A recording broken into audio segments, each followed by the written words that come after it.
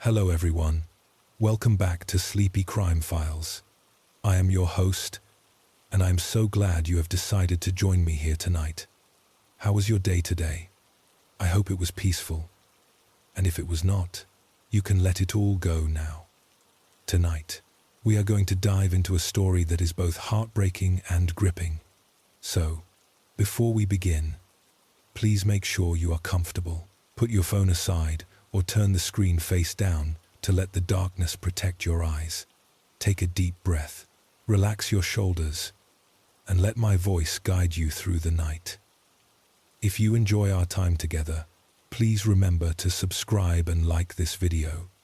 It truly helps our community grow. Now, let us drift into tonight's case. Our first story takes us to a chilly February in Halifax, Canada, where a bright future was tragically interrupted. 26-year-old Loretta Saunders was in an exciting place in her life. She was studying criminology at St. Mary's University in Halifax. She was part of a very big and loving family, having 7 siblings, and although there was quite a distance from where they lived, they were a very close unit. Loretta was an Inuk woman from Newfoundland and Labrador, and she and her family had faced a lot of adversity and hardship over the years.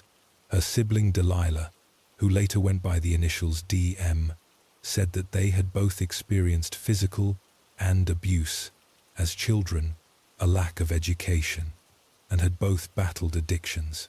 Loretta had barely entered adulthood when she decided to make a big move and go to Montreal by herself. It was a big change for her, and she found the whole transition very overwhelming. Sadly, before long, her mother Miriam said that she was deep into a difficult struggle with addiction, which at one point was so bad she was sleeping on the streets. But Miriam said Loretta was not going to be beaten by her demons, and was motivated to get clean and sober. Loretta started on a treatment program, and once her life was back under control, she applied to study at St. Mary's University. She was over the moon when she was accepted, and had already decided, once she had finished her course, she was going to train to be a lawyer. When it came to the topic for her university thesis, she knew right away what she wanted to focus on: missing and murdered Indigenous women and girls in Canada.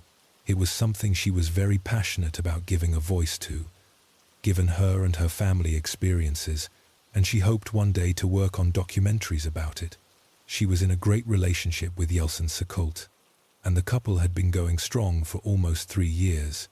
Yeltsin said they had just been to visit his family in Turkey, and he had told everyone he knew that she was the one. More joy came when she found out that she was 3 months pregnant, and she could not wait to start a family. She and Yeltsin were now living together at his house, so she sublet her apartment to make some extra money. Loretta Saunders had a lot of great things ahead of her, and had made such huge and positive changes in her life. It was a fresh and exciting start for her and Yeltsin. She had a baby on the way. She was 2 months away from her graduation, and she could not wait for her future. February 14th, 2014, DM received a call from Yeltsin, asking if Loretta was around. He had not seen her since yesterday and was panicking. Yeltsin had received 2 weird text messages from Loretta. He said she seemed tense, and had apparently locked herself out of her online banking. One message read, "I am so stressed that I cannot even remember my own mother's maiden name." He then got another text saying she was going to stay with a friend, and that she would talk to him later. He had no idea who this friend was, and the message was blunt and short without giving any details. But DM had not heard anything or seen her either. As the hours ticked by, Loretta's mother and father were now starting to worry too. For someone that was in contact with her family every hour of the day, alarm bells were ringing. Over the next couple of days, everybody was phoning each other, hoping that someone had had contact with Loretta, but no one had. Her car was also gone, but all of her belongings were at home. On day 3, the police were called and a missing persons report was filed. Detectives turned up to Loretta and Yelson's home. To everyone's understanding, Yelson was the last person to have seen her.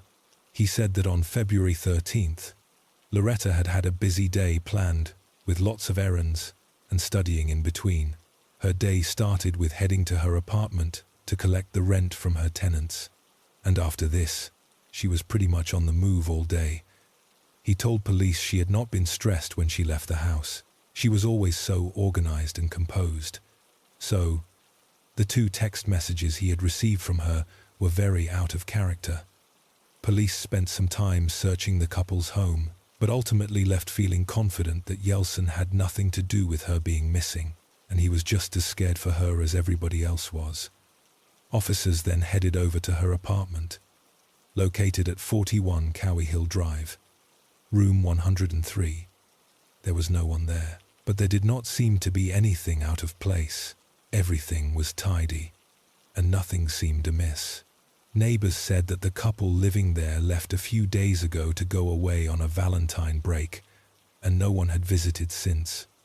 The camera footage from downstairs gave a clear view of the entrance, and showed that Loretta had in fact arrived at the building just before 11 a.m. on February 13th. Given the fact that she had now been missing for 4 days, there was a lot of footage to get through. It was possible she could have stayed in her apartment while her tenants were gone, and then left a couple of days later. So, every camera and exit needed to be checked. Detectives got hold of Blake and Victoria, Loretta's tenants, but they said they had not seen or heard anything from her in days either. They said they were currently way out of town, 200 miles away, so they could not really be of much help. Detectives soon found out that Loretta's cards were still active and being used via contactless payments, and everyone felt hopeful that this was a good sign. On February 13th, just before 5 p.m., Loretta's cards had been used inside a store. The camera showed her car parked outside, but the woman that used the card did not look like Loretta. Several minutes later, her card was used again at a Tim Hortons, about 10 miles away from her apartment. A lady wearing a blue jacket could be made out. And as soon as the employee moved to the side, the person driving could be seen as well. It was clearly not Loretta either. 5 days later, detectives back in Halifax received a call from another police department. Loretta's car had been located. It was miles away in Harrow, Ontario, and it was parked outside someone's house. The people inside the house were none other than Blake Leggett and Victoria Henbury, Loretta's tenants. They were arrested for possessing a stolen vehicle, but police still needed to establish exactly what had happened, where Loretta was, and if they actually had anything to do with her being missing. Blake told officers that Loretta had sold him the car before they went away. He said that the car was cheaper than a flight, so he gladly accepted the offer, but police soon discovered that the pair were wanted on unrelated charges. Blake had an outstanding warrant for not appearing in a Calgary court, and Victoria was wanted for threatening someone back in Halifax. When they were searched, Loretta's phone was found on Victoria, and Blake had Loretta's bank cards. Police watched back through the cameras in the apartment building, looking for Blake or Victoria on them, and at 2:30 on February 13th, Blake appeared carrying a clearly heavy hockey bag. He took the bag outside, returned, and then half an hour later, he came back out with yet more bags. This happened for the third and final time, and this time he was with Victoria. Knowing what they now did, police said the video was disturbing. It was obvious to them that Loretta was likely inside that hockey bag, and they were not going to find her alive. Neither Blake nor Victoria were talking, but when police finally got into Blake's phone, they found as close to an admission as they were going to get. Just days before Loretta was last seen, Blake filmed Victoria as the pair were having a drunken argument. In the video, they talked about wanting to kill Loretta, discussing it with chilling casualness. Detectives knew that Victoria would be easier to crack than Blake, and they confronted her with the video. After a long silence, she finally said, "He did it. He killed her. He smothered her with a bag." And she said the reason was all to avoid paying the rent that they owed. It soon came to light that Loretta had actually asked the pair to leave the apartment after months of not receiving any rent or receiving it late. They owed her around $600, and Loretta had reached her limit. She had gone over that day with the intention of waiting until she was paid and then making sure they left. Police pushed Victoria for more answers and begged her to tell them where Loretta was. 2 weeks after the search for Loretta began, Victoria agreed to lead investigators to her. On the side of a highway about 300 miles away, her body was finally found. She was still inside the hockey bag, and an autopsy confirmed that she had been strangled. This revelation sent shockwaves through St. Mary's University and the entire community. Despite Victoria's partial admission, both Blake and Victoria entered pleas of not guilty, although their lawyers pushed for them to be tried separately. A judge denied this request and said that they would be tried at the same time, just as their trial was about to begin. There was a sudden change in their pleas. An agreed statement of facts was presented to the court. The pair each gave their version of events, and the alleged truth about what had happened that day finally came out.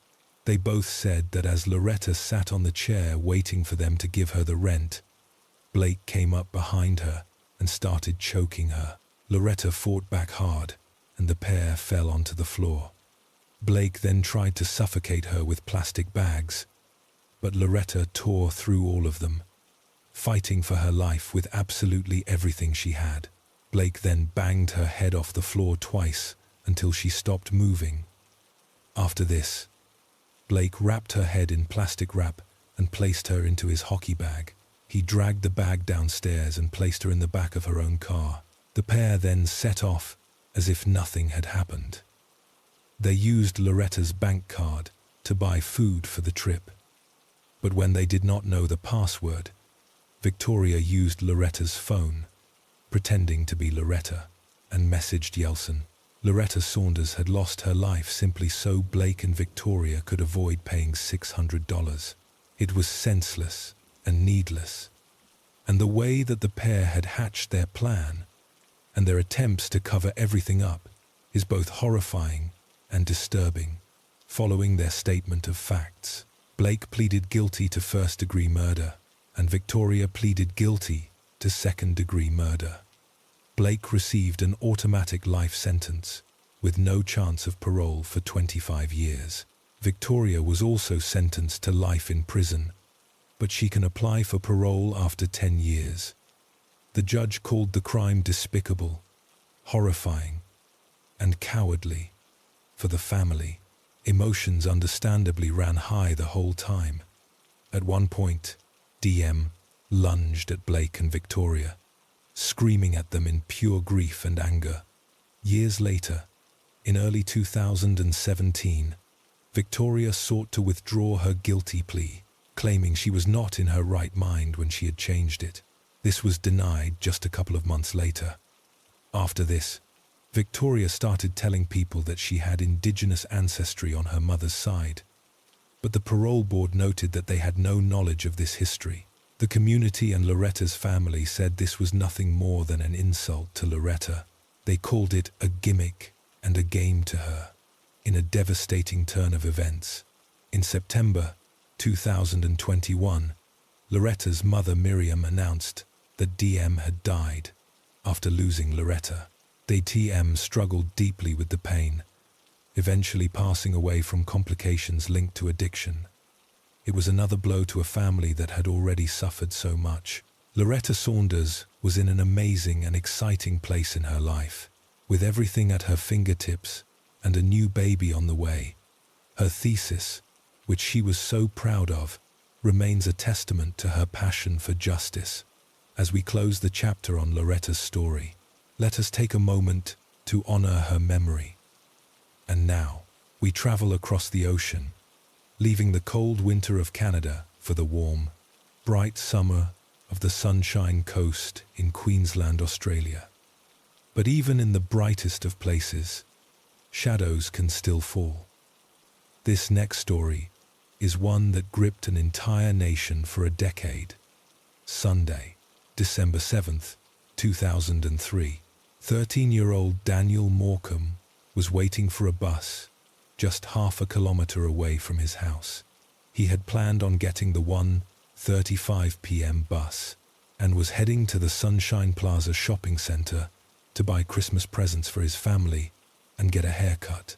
It was a bus he had caught many times before, in an area he knew like the back of his hand. The bus he intended to catch had broken down, and at 2:10, Daniel was spotted, still waiting under the overpass. A replacement bus eventually drove past Daniel, but it did not stop as it was already behind schedule. The bus driver radioed the depot to arrange for another driver to go and pick Daniel up. By the time a second bus arrived a few minutes later, Daniel was long gone, and the bus stop was totally deserted.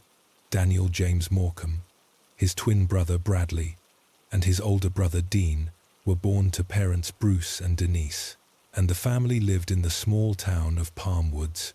His father, Bruce, said one trait he always admired in his son was his generosity and his genuine care for other people. The family were very close, and his father said that Daniel was definitely shy around most people, but was enthusiastic with boundless amounts of energy around his family. He was well-mannered, a good timekeeper, and well-behaved. He loved the outdoors, animals, and playing with his two brothers. And he had dreams of being a vet when he was older. His family said they just lived a very simple and easygoing life. As Sunday, December 7th got later and darker, at around 4:15 p.m., Daniel's family, who were expecting him home hours ago, started to grow concerned. They asked his brothers, but they had been out with friends, and no one had seen Daniel that afternoon. Denise set off on a walk to the bus stop. On her way, she saw the broken-down bus being loaded onto a tow truck, but Daniel was nowhere to be seen. She called the bus company, and they confirmed that no one of Daniel's description was picked up that day. Just after 7:30 p.m., the police were notified. A day later, the first pictures of the young teen began appearing in the media, as well as the police.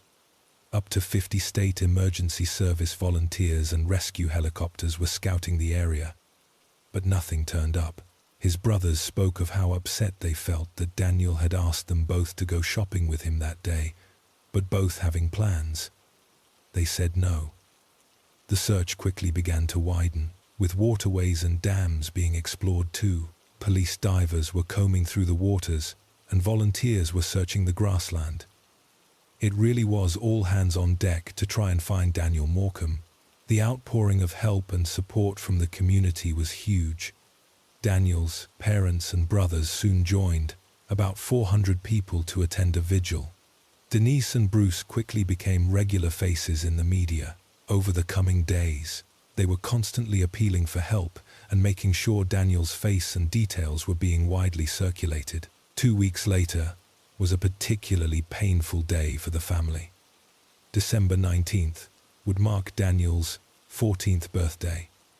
Authorities decided to create a reenactment, hoping to jog any memories from any motorists on the road that day. Several witnesses came forward. Some said they had seen Daniel that day, waiting near the bus stop, bored and drawing pictures in the mud with a stick to keep himself occupied. Others reported seeing him stood near a man who was leaning against the wall behind him. He was described as gaunt, with a tattoo and a goatee, and this was corroborated several times. Just after 2:10, Daniel was no longer stood in the bus stop. Using the time frames they all provided, it was concluded that Daniel disappeared in an incredibly small 90-second window. A life-sized clay model of the man seen near Daniel that day was placed in the same spot where he had disappeared, as well as a model of Daniel. And within just a few days, Over 300 tips came in. Tips that included reports of a suspicious white car circling the area that afternoon. As March 2004 came around, over 3,000 calls had been logged by Crime Stoppers, more than any other case in its history. Over 50 printing companies rallied together to produce almost 2 million leaflets about Daniel. Milk bottles with his face on it were also dispensed into supermarkets across the region, and by October that year, more than 8,000 calls providing tips had been made. A $250,000 reward was announced, which was the biggest in Queensland history at the time. 2005 was soon here, as this year was a big one for Bruce and Denise, with their son still missing. They founded the Daniel Morecambe Foundation. It was initially started as a way to draw more attention to their missing son's case, but it soon became so much more. They started offering support to educators, parents, and carers, and providing resources and education packs to help raise awareness about child safety. Months would soon turn into years, and despite the almost 10,000 tips that had been lodged, Daniel was still gone. Each year, his pictures would circulate the media, and the foundation would continue to keep his name alive. But despite the leads, police were still lacking in a lot of hard evidence. At one point, they had more than 500 persons of interest on their radar, but again, not enough to pull anyone in. 4 years would soon have passed. The Morecambe family, who had been in the same house since Daniel's disappearance, obviously still hoping one day he might come home, made the tough choice to move. All of his belongings were just as he had left them, and it was a heartbreaking task to pack up their family home and relocate elsewhere. Bruce and Denise had been following up on every tip that came their way, no matter how far it led them. Bruce even started his own covert operation, interviewing sex offenders in the area that claimed they had information. Nothing came of any of it, and a lot was nothing more than a cruel hoax. The more time that passed, the more everyone feared that Daniel would never be found, and the case would never reach a conclusion. But Bruce and Denise were not giving up. They soon called for an inquest into his disappearance, hoping that the lengthy list of persons of interest would be looked into once more. The inquest was granted and called the bus driver, who did not initially stop, and the people who had seen the man in question hanging around near Daniel, as well as a number of persons of interest. Thousands of pages of investigation were delivered to the state coroner. It was now sadly believed that Daniel had been killed shortly after being abducted, and authorities confirmed that they were now likely looking for his remains. One person that was asked to come and answer questions under oath was a father of 3, 41-year-old Brett Peter Cowan. Brett was known to police and had actually been on their radar since the start. He was even interviewed just 2 weeks after Daniel went missing, and police admitted there were holes in his alibi from the beginning. Brett was not only close to the area at the time, but he had a string of shocking convictions, including several counts of sexual abuse against young boys. But after this, their attention had turned to another convicted sex offender named Douglas Jackway, as Brett entered the courtroom. However, Bruce and Denise recalled they took a sharp intake of breath. Denise said she turned to Bruce and said, "He looks just like the sketch." Brett was asked a series of questions, and the answers became more and more shocking. Denise said that one of the most shocking of all was Brett, stating there was no way he could have abducted Daniel, as he liked 6 to 8-year-old boys, and Daniel was far too old for him. Brett's offenses soon came to light in the courtroom. In 1987, a 7-year-old boy called Tim in Brisbane became Brett Peter Cowan's first known victim.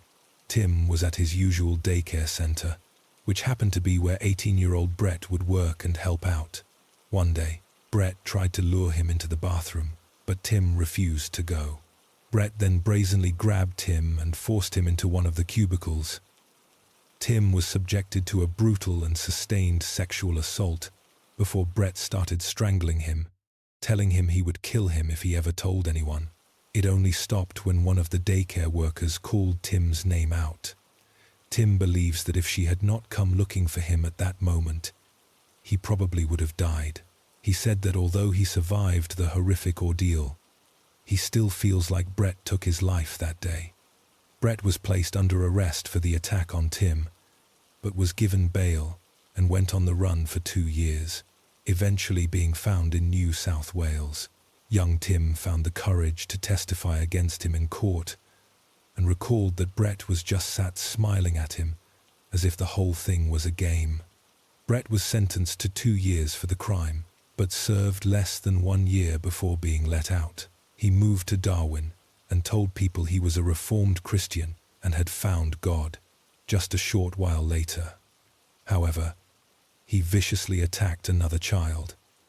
He snatched a 6-year-old from a trailer park, assaulted him, then left him for dead in the trunk of a burned-out car. Incredibly, the child managed to get out and stumbled to a gas station for help. His collarbone was broken, one of his lungs was punctured, and his eyes were hemorrhaging from the suffocation he had been subjected to. Brett was eventually caught and sentenced to 7 years.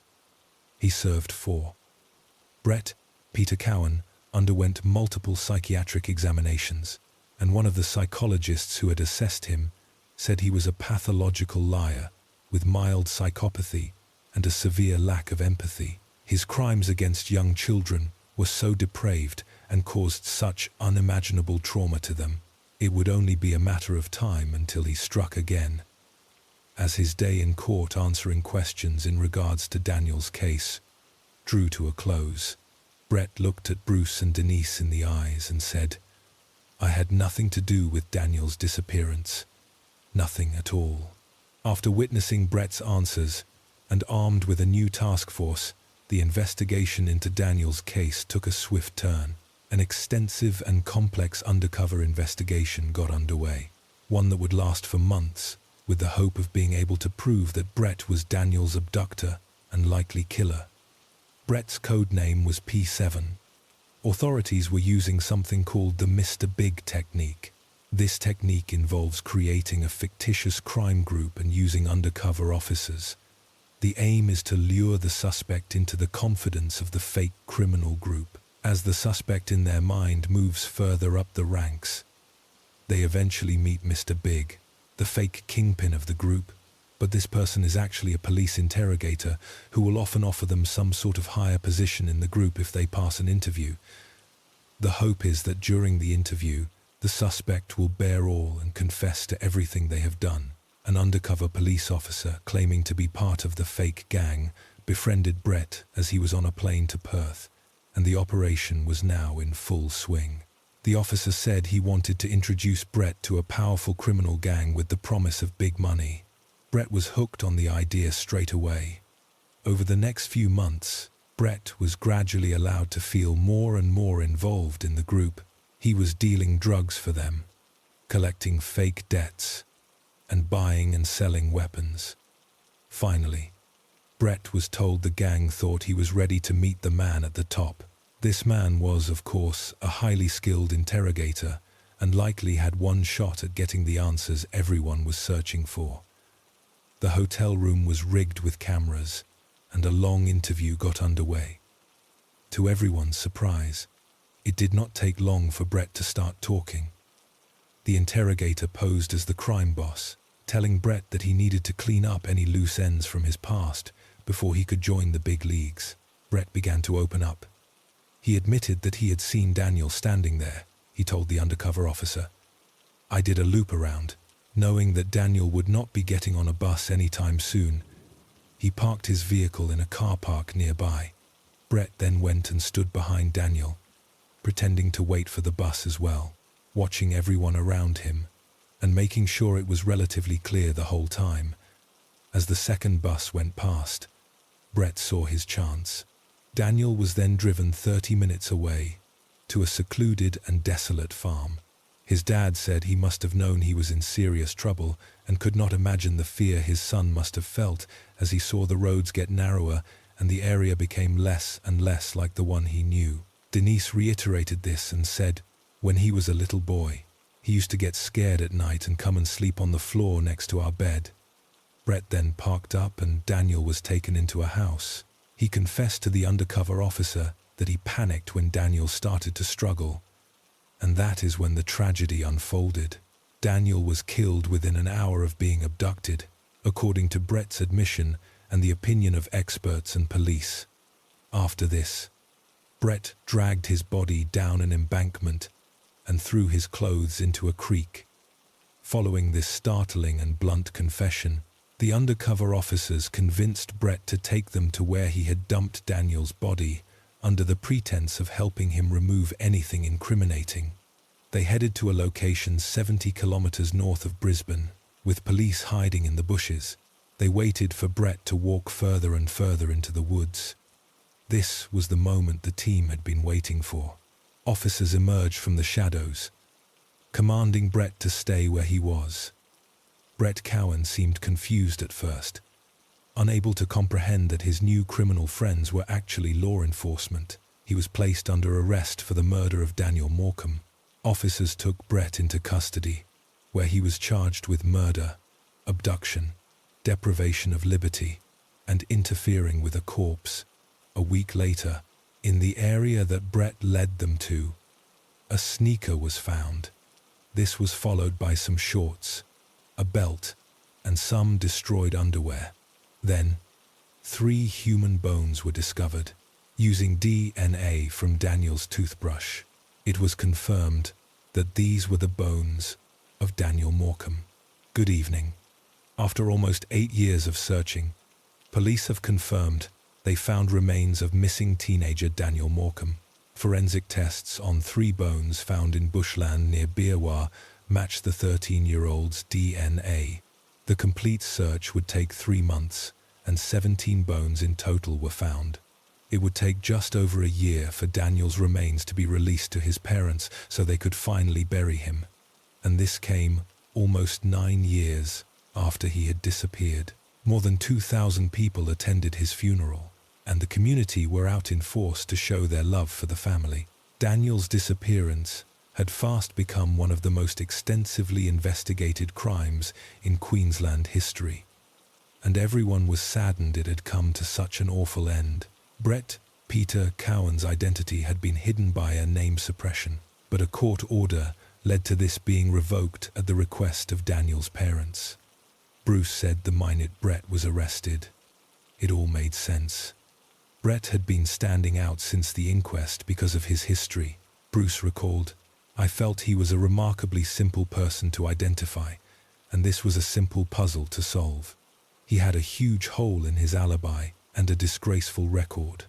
The initial officers who interviewed him were aware of the deficiency in his alibi, but it was never run out." Brett Peter Cowan pleaded not guilty to the abduction and murder of Daniel Morecambe. Over the 1-month trial, 116 witnesses and more than 200 exhibits were admitted into evidence. Brett himself declined to give any evidence, still denying any wrongdoing. Over a decade after Daniel had been abducted and killed, the jury had reached a decision. On March 14th, 2014, Brett Peter Cowan was found guilty on all counts. He was sentenced to life in prison with a non-parole period of 20 years. As most expected, he sat emotionless as the verdict was read out. This finally brought an end to the biggest police investigation in Queensland history and the biggest missing persons case in Australian history at the time, Denise said as the verdict was read out. She remembered the promise she had made to her son that she would get justice for him, and was so relieved that they had done it, she said.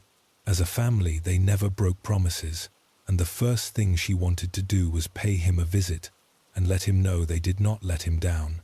Brett appealed his sentence, but this was flatly denied, just the same as the public feel. Brett is loathed by his other inmates, and he has since faced several brutal attacks in prison. One fellow inmate poured boiling water over Brett Cowan, burning his face, chest, and legs. Knowing he was a target, Brett remains incarcerated under tight security. The case of Daniel Morecambe changed child safety in Australia, and the determination and dedication of his parents and family inspired the nation. The work of the Daniel Morecambe Foundation has been extraordinary. Bruce and Denise want the foundation to give back to the community who had supported them from the day that Daniel went missing every year.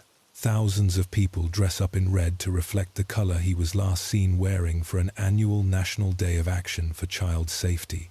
This is held on the last Friday in October and is known as Day for Daniel.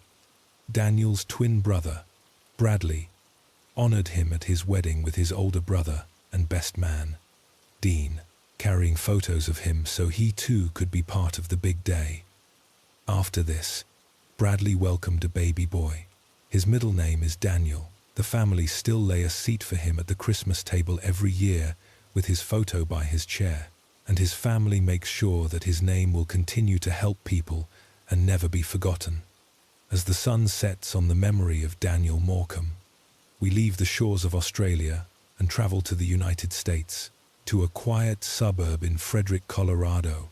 This next story is one that shook America to its core. Not because it happened in a dark alley or a dangerous neighborhood, but because it happened within the walls of a picture-perfect home. A home that looked like the epitome of the American dream. This is the story of the Watts family. August 13th, 2018. It was a hot summer morning in Colorado. Nicole Atkinson, a close friend of Shanann Watts, pulled up to the Watts family home on Saratoga Trail. She and Shanann had just returned from a business trip to Arizona. Nicole had dropped Shanann off at home around 2 a.m. that morning. But now, just a few hours later, Shanann was not answering her phone. She had missed a doctor's appointment, which was incredibly unlike her, especially since she was 15 weeks pregnant with a baby boy she planned to name Nico. Worried, Nicole knocked on the door and rang the doorbell, but there was no answer. She knew Shanann was home because her car was still in the garage. Nicole called Shannann's husband, Chris Watts, who was at work, and told him she was concerned. Chris seemed calm, perhaps too calm, telling her not to worry and that he would come home to check on things. But Nicole's intuition told her something was wrong. She called the police. Officer Coonrod from the Frederick Police Department arrived shortly after. Chris Watts pulled up in his truck a few minutes later. He walked up the driveway to meet the officer and Nicole. He did not run. He did not look frantic. He simply walked. He opened the door and let them inside. The house was immaculate, almost too clean. Shannann's phone was found between the cushions of a sofa upstairs. Her purse was in the kitchen. Her wedding ring was on the nightstand. But Shanann and their two beautiful daughters, 4-year-old Bella and 3-year-old Celesta, were nowhere to be found. Chris told the officer and Nicole that he and Shanann had an emotional conversation early that morning about separating. He claimed she told him she was going to a friend's house with the kids, but he could not say who that friend was. As police began to search the house, neighbors gathered outside, whispering and wondering. Next-door neighbor, Nate Trinistich, had a security camera that pointed directly at the Watts driveway. He invited the police and Chris inside to view the footage. The footage showed Chris backing his work truck up to the garage. At 5:27 a.m., he loaded something into the truck for nearly an hour. But the camera never showed Shanann or the girls leaving the house on foot. Nate pointed out to the officer that Chris was acting strange. Usually, Chris was quiet, but today he was talkative and fidgety. Watching the footage, Chris held his hands on his head, swaying back and forth. Looking nervous, Nate whispered to the officer, "He is not acting right." The media soon descended on the quiet neighborhood. Chris gave an interview on his front porch, pleading for his family to come home. He looked into the cameras, wearing a Carolina Tar Heels t-shirt. and said, with a flat affect, "Shanann, Bella, Celeste, if you are out there, just come back. If somebody has her, just bring her back. I need to see everybody. This house is not complete without anybody here. Please bring them back." To the untrained eye, he looked like a worried father. But to body language experts and detectives, the cracks in his mask were already beginning to show. He spoke of his missing children in the past tense.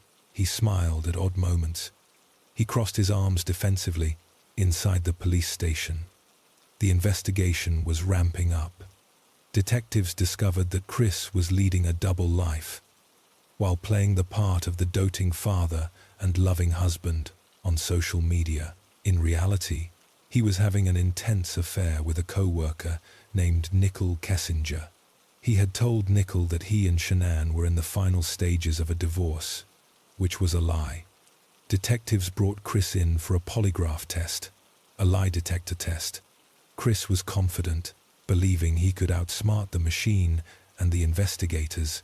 He sat in the small room, answering questions about his family whereabouts. When the test was over, the polygraph examiner looked him in the eye and told him, "Chris, you failed the test. It was not even close." The pressure began to mount. Chris asked to speak to his father, Ronnie Watts, who had flown in to support him. In a quiet interrogation room, with cameras rolling, Chris finally broke his silence. But what he said was not the truth. Not yet. He spun a horrific tale, blaming his wife for the tragedy. He told his father that after he asked Shanann for a separation, he went downstairs and saw Shanann strangling their daughter Celeste on the baby monitor, while Bella lay blue and lifeless on her bed. He claimed that in a fit of rage, he strangled Shanann to death. It was a story designed to make him look like a victim, a father defending his children. But detectives knew it was a lie. There was no evidence Shanann had hurt the girls. She lived for them.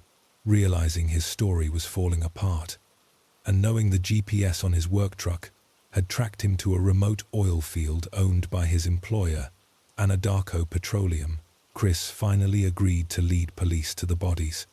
The location was Survey 319, a desolate oil battery site miles from anywhere. It was there, amidst the tanks and dirt, that the gruesome reality of what Chris Watts had done would be revealed to the world. Search teams arrived at the site. They found a shallow grave where Chris had buried Shanann, still pregnant with baby Nico. But the children were not in the grave. In a realization that sickened even the most hardened investigators, they turned their attention to the two massive oil tanks standing nearby. Crude oil tanks, filled with toxic fumes and sludge. The opening at the top of the tanks was only 8 inches wide. It seemed impossible, but the evidence pointed only one way. Workers began the painstaking and heartbreaking process of draining the tanks.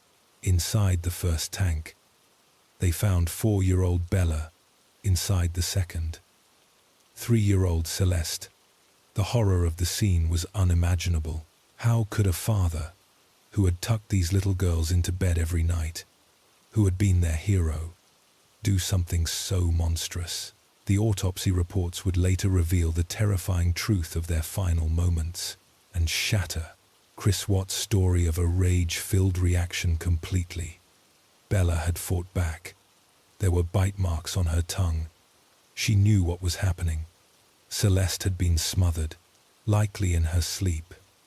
And Shanann, the woman who loved him, who carried his son, had been strangled in their bed, defenseless.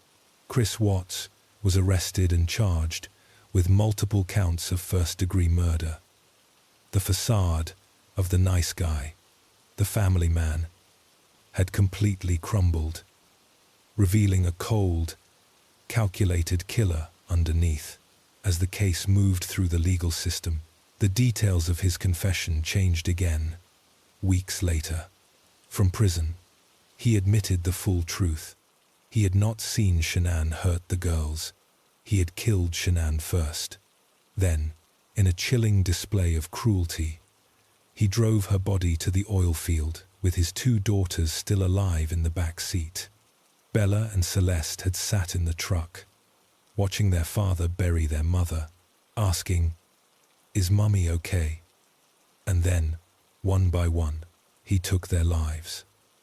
On November 6, 2018, in a desperate bid to avoid the death penalty, Chris Watts pleaded guilty to 9 counts, including 5 counts of first-degree murder, 1 count of unlawful termination of a pregnancy, and 3 counts of tampering with a deceased human body. The plea deal meant he would never walk free again, but it also meant the details of a trial would not drag the Rzucek family through more public agony. On November 19th, Chris Watts walked into the courtroom for sentencing. The atmosphere was heavy with grief and anger. Shannan's father, Frank Rzucek, stood before the court, shaking with emotion. He looked at the man he had once welcomed into his family as a son and said through tears, "I trusted you to take care of them, not kill them. You heartless monster. You have to live with this vision every day of your life. And I hope you see that every time you close your eyes at night." The judge, Marcelo Kopkow, did not mince words either. He called the crime the most inhumane and vicious that he had ever dealt with. He sentenced Chris Watts to 3 consecutive life sentences without the possibility of parole, plus an additional 48 years for the life of the unborn child, Nico, and another 36 years for tampering with the bodies. Chris Watts sat there, leg shaking, listening as his fate was sealed. He was shackled and led away to spend the rest of his natural life in a maximum security prison in Wisconsin. Months later, investigators visited him in prison to get the full truth, hoping to understand why. It was then that he revealed the haunting details of that morning. He described how Bella, his 4-year-old daughter, had watched him kill her little sister Celeste, and then asked, "Is the same thing going to happen to me?" Her last words to her father were, "Daddy, no," before he took her life. It is a level of betrayal that is hard for the human mind to comprehend. The Watts family home in Frederick, Colorado, once a symbol of suburban happiness, became a dark monument to domestic violence. Eventually, the house was put up for auction, but the shadow of what happened there remains. Chris Watts, the man who had it all, destroyed his entire world for a fantasy of a new life that never existed. He sits in a cell today, surrounded by photos of the family he murdered, claiming he has found God. But for the world, he remains a cautionary tale of how evil can hide behind a smiling face. We leave the Rocky Mountains of Colorado behind us now, carrying the heavy weight of that tragedy, and travel northeast to the snowy streets of Kalamazoo, Michigan. Our next story takes us to a home that was filled with just as much love and hope, but was shattered not by a betrayal from within, but by a terrifying force from without. This is the story of Christopher Neal, a young father whose instincts to protect his family would be tested in the most extreme way possible. 6300 Proctor Avenue in Comstock Township was the home of 22-year-old Christopher Neal, his wife, Haley Coe, and their 2-year-old daughter, Charlotte. The couple had recently learned that Haley was pregnant with their second child and was so excited to start telling people and see their family grow. Everyone said that Christopher and Haley were a perfect match from the beginning, both caring, hard-working, good listeners, and very much focused on everybody else being happy. Christopher's father said his son never had trouble walking into a room, even if he did not know anyone. Within the first 2 or 3 minutes, he would be sharing life stories with someone. He was just that type of guy. He genuinely cared for others. After finishing high school in North Texas, Christopher became a volunteer firefighter and then joined the Navy. Haley was a young Navy recruit too, and the pair had met on a beach in Florida. 2 weeks later, he asked her out on a date. Haley politely said, "No, thank you," something the couple laughed about for years after. More time passed, and when Haley needed help with her studies for the Navy, Christopher offered to tutor her. They went on their first date shortly after, and Haley said they were inseparable from that point on. The couple soon eloped, and after this, their baby girl Charlotte was born. When Haley found out she was pregnant again, the pair were over the moon and had even started making plans to adopt children after this, providing children in need with a loving home they knew they could give. The couple were often apart due to their time in the Navy, but always made family their priority. Christopher would often write Haley letters and leave messages on her phone while she was sleeping, so that when she unlocked it, she found them later. His friends said he was a hopeless romantic and always let his family know they were on his mind wherever he was in the world. The young couple were often taking photos and sharing them on social media. It really was clear to see just how much they were in love, how much they adored Charlotte, and how precious being together as a family was to them. A year or so later, having finished their duties, they were both granted terminal leave from the US Navy. And in 2019, Chris started a new job in real estate. He posted a video introducing himself, saying, "I joined the military right out of high school. It was kind of something I did on the spot, and it ended up being one of the best decisions ever. You know, I got to see some really cool places in the world and also ended up with a beautiful daughter and an amazing life out of it." The family moved to Michigan and started living in Haley's parents' house while they worked on their new dream home. A beautiful home that had actually belonged to Haley's grandmother. Christopher spent most days renovating it, and they could not wait to settle in. The family finally moved in on November 17th, and everything seemed to be going great. Christopher was excited about his new job and what this could offer. It was nearly Christmas, and they were finally together as a family with a second baby on the way. With so much joy in the young couple's lives, it is hard to fathom what happened less than 2 weeks later. December 1st, 2019. It was a typical evening in 6300 Proctor Avenue. Everyone had finished their dinner. Charlotte was sound asleep in the other room, and Christopher and Haley settled in for a night of watching television outside. The Michigan winter was setting in, making the warmth of their home feel even cozier, safe, secure, or so they thought. Suddenly, at 10 p.m., there were several loud bangs on the front door. As most will agree, 10 p.m. is usually quite an alarming time to get a knock at the door, unless otherwise expected. So, the couple were instantly hesitant. Christopher jumped up to see what was going on. Little did the pair know, a man had opened their screen and interior door and was already inside their home looking around. The man was 35-year-old William Paul Jones, and he was armed with 2 handguns. According to Haley, everything went from 1 to 10 in a matter of seconds. As soon as Christopher saw him, he knew the situation was bad. His military training and fatherly instincts kicked in immediately. He tried to get his wife and daughter upstairs, moving them around the house, trying to get into a room where they could at least lock the door. Christopher then managed to dial 911, keeping his voice as calm as possible to not agitate the gunman. The 911 call recorded the terrifying moments that followed. The operator asked, "Why are you in my house, sir?" Christopher could be heard asking the intruder, "How many other people are in your house?" The gunman demanded. "It is me, my wife, and our daughter," Christopher replied, trying to humanize them to this stranger. "How old is your daughter?" William asked. "She is 2, Christopher said, his voice steady despite the chaos. There was a scuffle between the pair, as William tried to get Christopher into another room, which he refused to do. Outside, the police were arriving. A SWAT team and negotiators had already been dispatched, and were starting to gather outside on the street.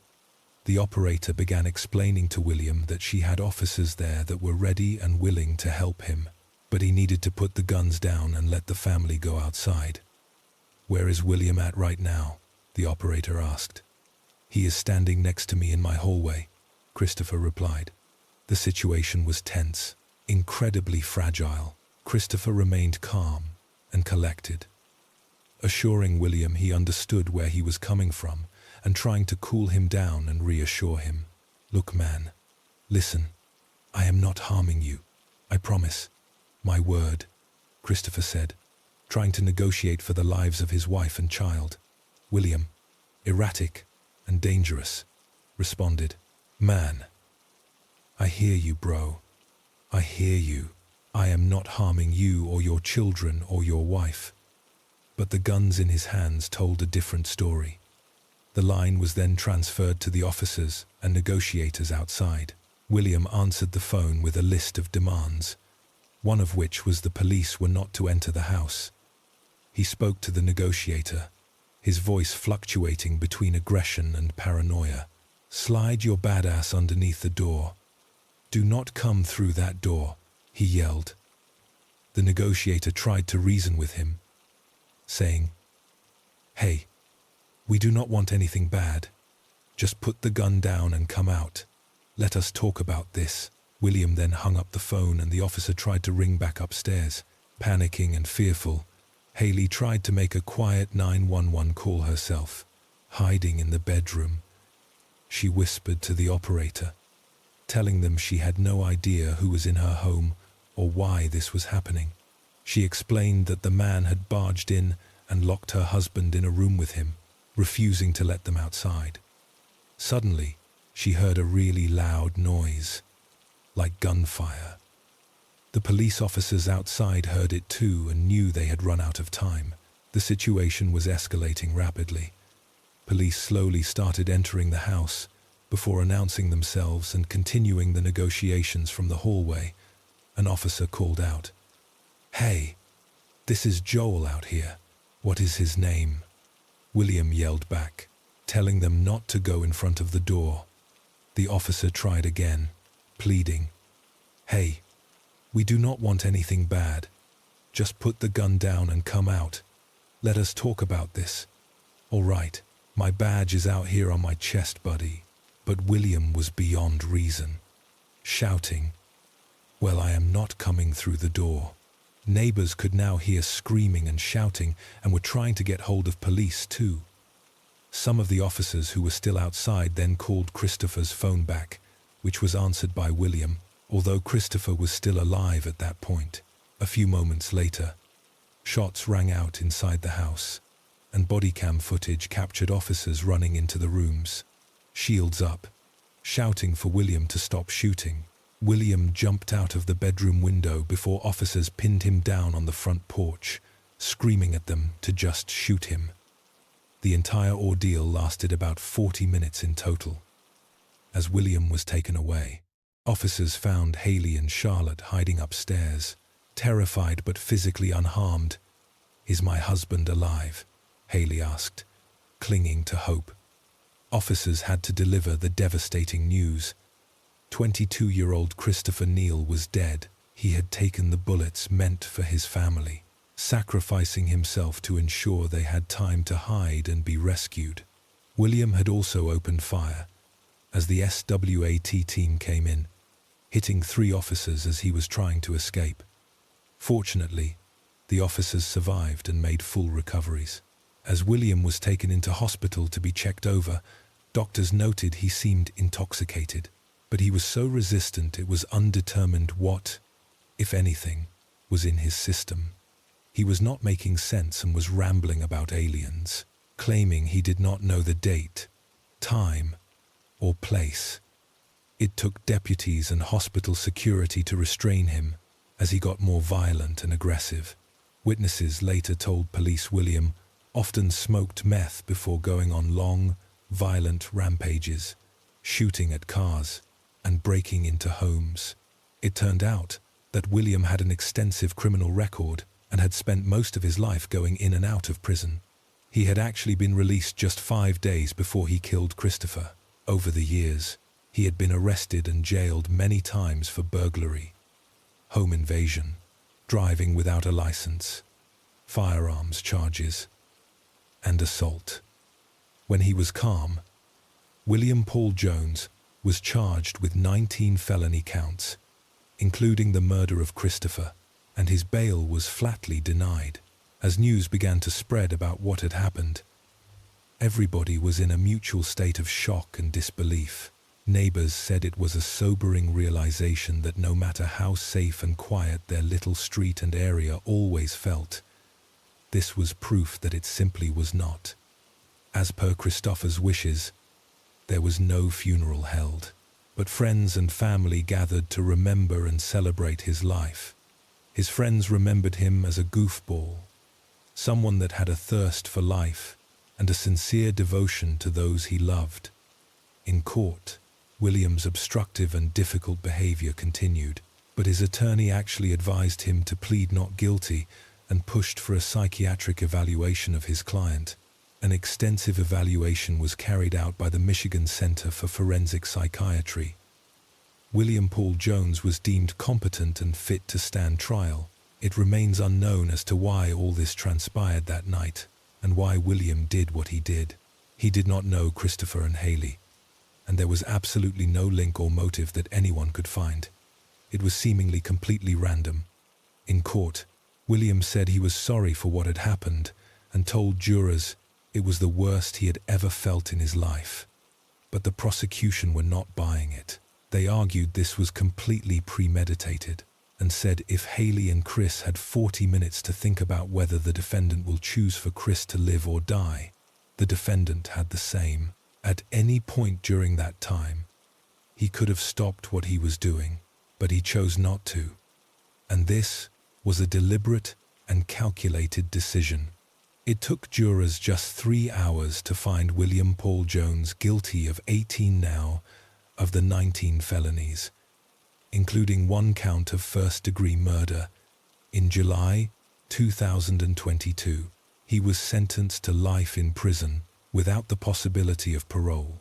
The judge said, "There are good people and bad people in the world, and what you did on that day was pure evil," adding there was no reason for him to ever get out of prison. Haley gave a statement and said, "I cried myself to sleep every night for 6 months after Chris died. I am so broken that living feels like too much. Dealing with the trauma does not make me strong. It reminds me of the card I have been dealt." She added that William had snatched away all her dreams, one of which was to be old, wrinkly, and cranky in a home together. She said her heart was broken when their daughter Charlotte tearfully told her, "Some days, I just want to die already so I can be with Daddy." The devastation caused by what happened that December night is hard to fathom, and the loss of Christopher has been so widely felt. Haley later gave birth to their son, and he was named after his father. Haley's dad, Jack, said, "He is the reason my daughter and granddaughter are still here. He sacrificed himself to let his wife and daughter get away. He got them out of the situation, and he is a hero for that. He saved them." Christopher's love for his family and his instincts to protect them at all costs is as admirable as it is utterly heartbreaking. He was a hero until the very end. From the heroic sacrifice of a father in Michigan, we move now to the other side of the world, returning to Australia, to a story that challenges the very definition of maternal instinct. While Christopher Neal gave his life to save his child, this next case reveals a darker reality where those meant to protect are the ones to fear. We travel to Mount Druitt in Western Sydney, where a community was left searching for a little girl who had seemingly vanished into thin air. 1st of August, 2010, a 000 call was made from Mount Druitt. A little girl was missing. Her mother had tucked her into bed the night before, and by the next morning she had vanished. The voice on the other end of the line was Christy Abrahams. She told the operator, "My daughter is gone. I do not know where she is. The operator asked for the daughter's name. Christy replied, Kaisha. She spelled it out slowly. Kaisha. Police descended on the scene immediately. They knew they had to act fast, as the first few hours of a child being reported missing are critical. They needed to speak to as many people as possible to put together a timeline of Kaisha's last known movements and try and narrow down leads as quickly as possible. Christy was no longer with Kaisha's biological father, Chris Whippet. So, officers headed over to speak to him. At around 10:45 that morning, they talked with Chris, who said he had been at home with his mother before heading out to get a tattoo. Christy's best friend and neighbor, Alison Anderson, was desperate to help, and so she asked Christy if she had any suspects in mind. Alison would later say. Christy accused Chris Whippet, calling him names and claiming he had ridden past the unit a week or so ago and made a threatening gun sign with his fingers to Rob, Christy's current partner, who was hanging up the washing. She told Christy she needed to tell this to the police, but Christy refused. Rob was Christy's partner, and she said that he had been out searching for her since they discovered she was missing to try and generate leads and also find Kaisha if she had simply left the unit and wandered off. A major search was conducted by police and volunteers. They scoured bushland parks and reserves, hoping that it would lead them to the little girl. The fast-moving operation continued to gain momentum and strike force garrison was formed. The police discovered that Kaisha had not been to school or been seen by anyone else since early July. The officer in charge, Detective Inspector Russell Oxford, said the last time she had been seen by immediate family was around the 7th of that month. She had been reported missing on the 1st of August. The 3 weeks in between were vital in putting together a timeline of events. 2 days after the call to emergency services was made, Christy and Robert made appeals for any news of her whereabouts and for anyone with information to come forward. Rob spoke to the cameras, saying, "Just hope that she is found as soon as possible, is what we mean, safe and well." When asked how hard it was the longer it went on, he replied, "It gets harder by the minute. She was always happy, bubbly, loved playing, just like any kid would." Rob denied having any idea who might have taken her, saying, "If I had any idea, mate, we would be there looking." Christy added, "We all love her, and we all miss her, and if she can hear or see it, get to a phone or ring the police. We want her to come back safely. Do anything in your power to please come back home." Those in the community were desperate to find Kaisha and bring her home. Candlelight vigils were held, and flowers and toys were laid out for the missing child on the 30th of August. It was reported that Kaisha's father, Chris, was being questioned by the police. He was adamant that although he had been paying child maintenance, he had not seen Kaisha in years and had not had regular contact with her since he and Christy had separated. He was adamant he had nothing to do with her disappearance. Police said that they had received new information that he had allegedly been seen near the Woodstock Avenue block on the morning she went missing. Chris had been in hospital for the previous 3 weeks, after complications from diabetes meant he had to have major foot surgery. His mother, Liz, said, "I am furious." She said that her son had not been kept up to date with the information about Kaisha's case. "It has been 28 days. We have no idea what is going on. The police tell us nothing. Then they show up here saying this." But there was something that was standing out to the police. What had initially appeared as a desperate mother and stepfather awaiting any news soon began to raise eyebrows. The behavior of Christy and Robert stood out to many as unusual. Neither of them had made any effort to join in the searches. And despite the fact her daughter was missing, life for Christy seemed to resume as normal. She would go and get her hair and nails done and go shopping. Her appearances in the media only aroused more suspicion. The pair were adamant that they were innocent. and their friend and neighbor Alison Anderson became the spokeswoman for them and would defend them against the rumors that had begun to swirl. Alison gave a statement on their behalf saying the family wished to deny the recent allegations in the media. She urged the public to stop making baseless allegations and asked for privacy, saying, "You put yourself in their shoes. You could not imagine. And that is why this is the time when they need their friends and support and family." There was soon more controversy surrounding Keisha's case. A local flea market began using Keisha's name to raise money, ostensibly for a Christmas party for children. Christie was furious, calling it a scam and demanding it be shut down, saying, "I think he is twisted, and he is sick in the head for using my daughter's name." But the organizer hit back, telling Christie to get off her chair and go look for her kid. The tension in the community was palpable. Trust was eroding, and suspicion was mounting every single day. As the investigation continued to be carried out, Rob and Christie moved into a local motel. Alison agreed to help them move to their new property in Kings Langley. When they went back into the unit to pack, one of Keisha's jumpers was lying on the floor. According to Alison, Christie looked at the jumper, kicked it away, and began swearing, saying that the police had told her there would be nothing belonging to Keisha left there. When Alison went into Keisha's room, there was nothing there. No possessions, no toys, just an empty space where a little girl used to be. A forensics team descended on the unit they had lived in with Keisha, and what they found was disturbing. Blood belonging to the missing child was found in every room, not just in one spot, but throughout the apartment. Christie Abrahams was brought in for an interview.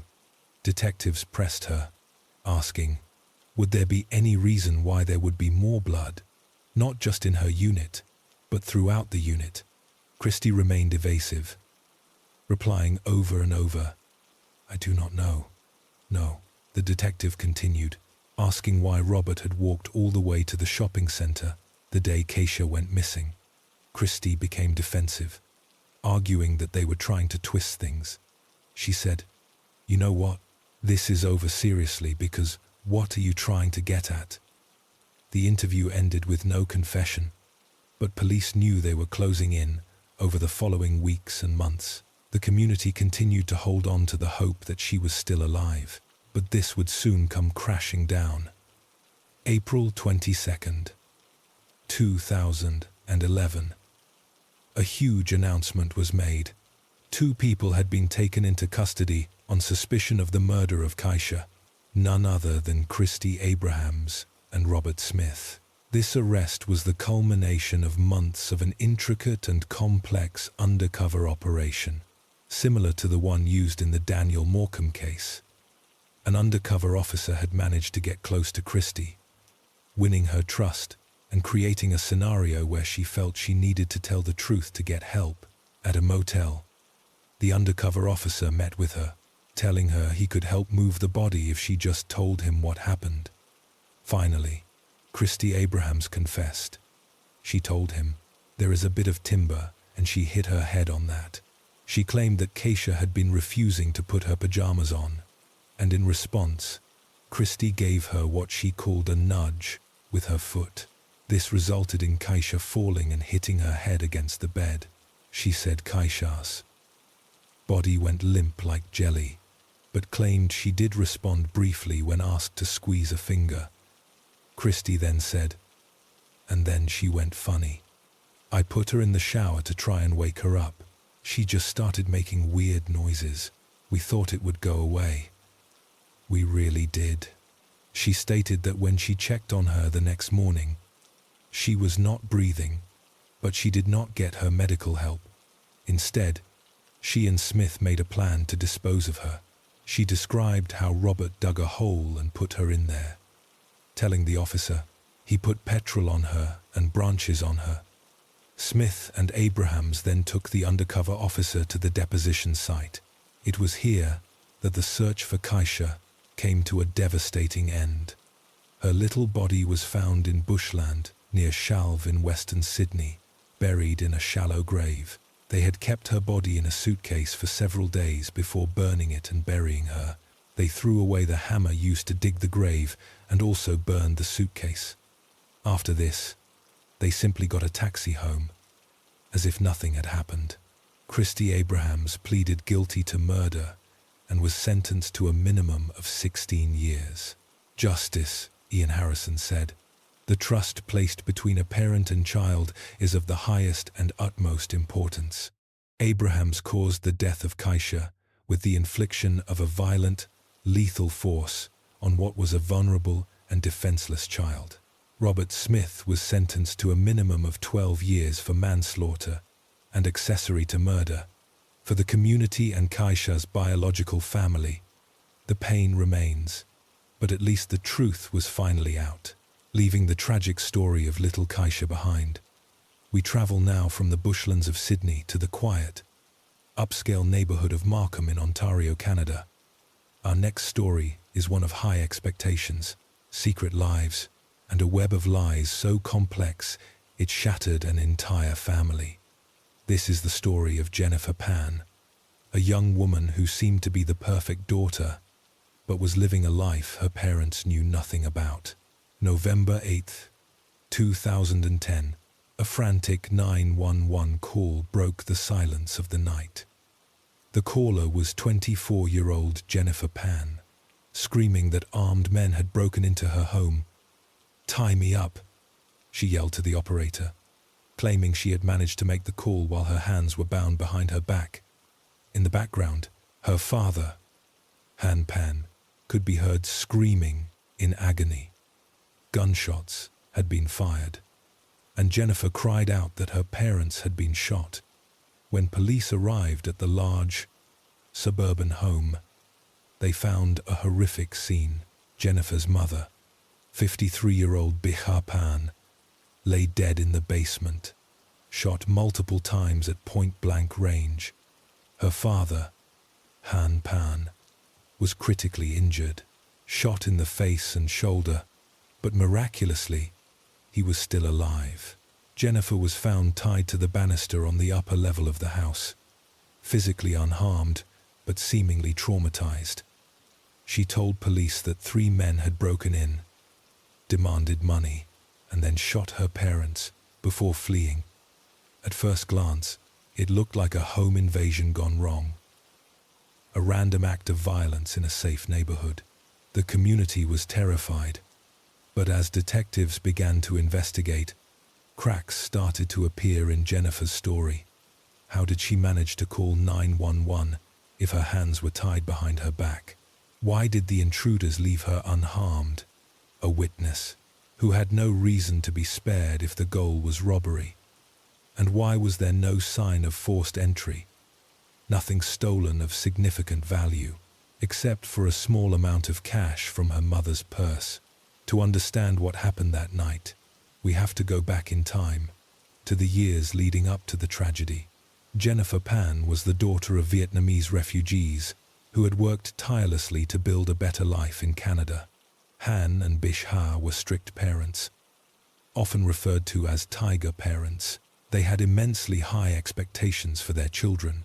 Jennifer was expected to be a straight-A student, a concert pianist, and eventually, a pharmacist. For years, Jennifer tried to meet these demands. She practiced figure skating until late at night, studied hard, and played the piano. But in grade 8, Jennifer's grades began to slip. She was getting B grades instead of A grades. Terrified of her parents' reaction, she began to lie. She altered her report cards, using old report cards, scissors, and a photocopier to create the illusion of straight-A grades. It was a small lie, but it was the first thread in a web that would eventually strangle her. Throughout high school, the lies continued. When she failed a math class in her final year and lost her early admission to university, she could not bear to tell her parents. So, she pretended to go to university every morning. She would pack her bags, take the bus, and go to the library or a cafe. pretending to attend classes at Ryerson University. She told her parents she had transferred to the University of Toronto for their prestigious pharmacology program. She even bought second-hand textbooks and filled notebooks with notes to make it look convincing. When graduation time came, she told her parents there were not enough tickets for them to attend the ceremony, keeping them away from the truth for just a little longer. But Jennifer's double life was not just about school. It was also about love. She had fallen for a boy named Daniel Wong, a relationship her parents strictly forbade. Daniel was not the high-achieving suitor they envisioned for their daughter. He was a drug dealer with a record. But to Jennifer, he was her escape, her confidant, and the love of her life.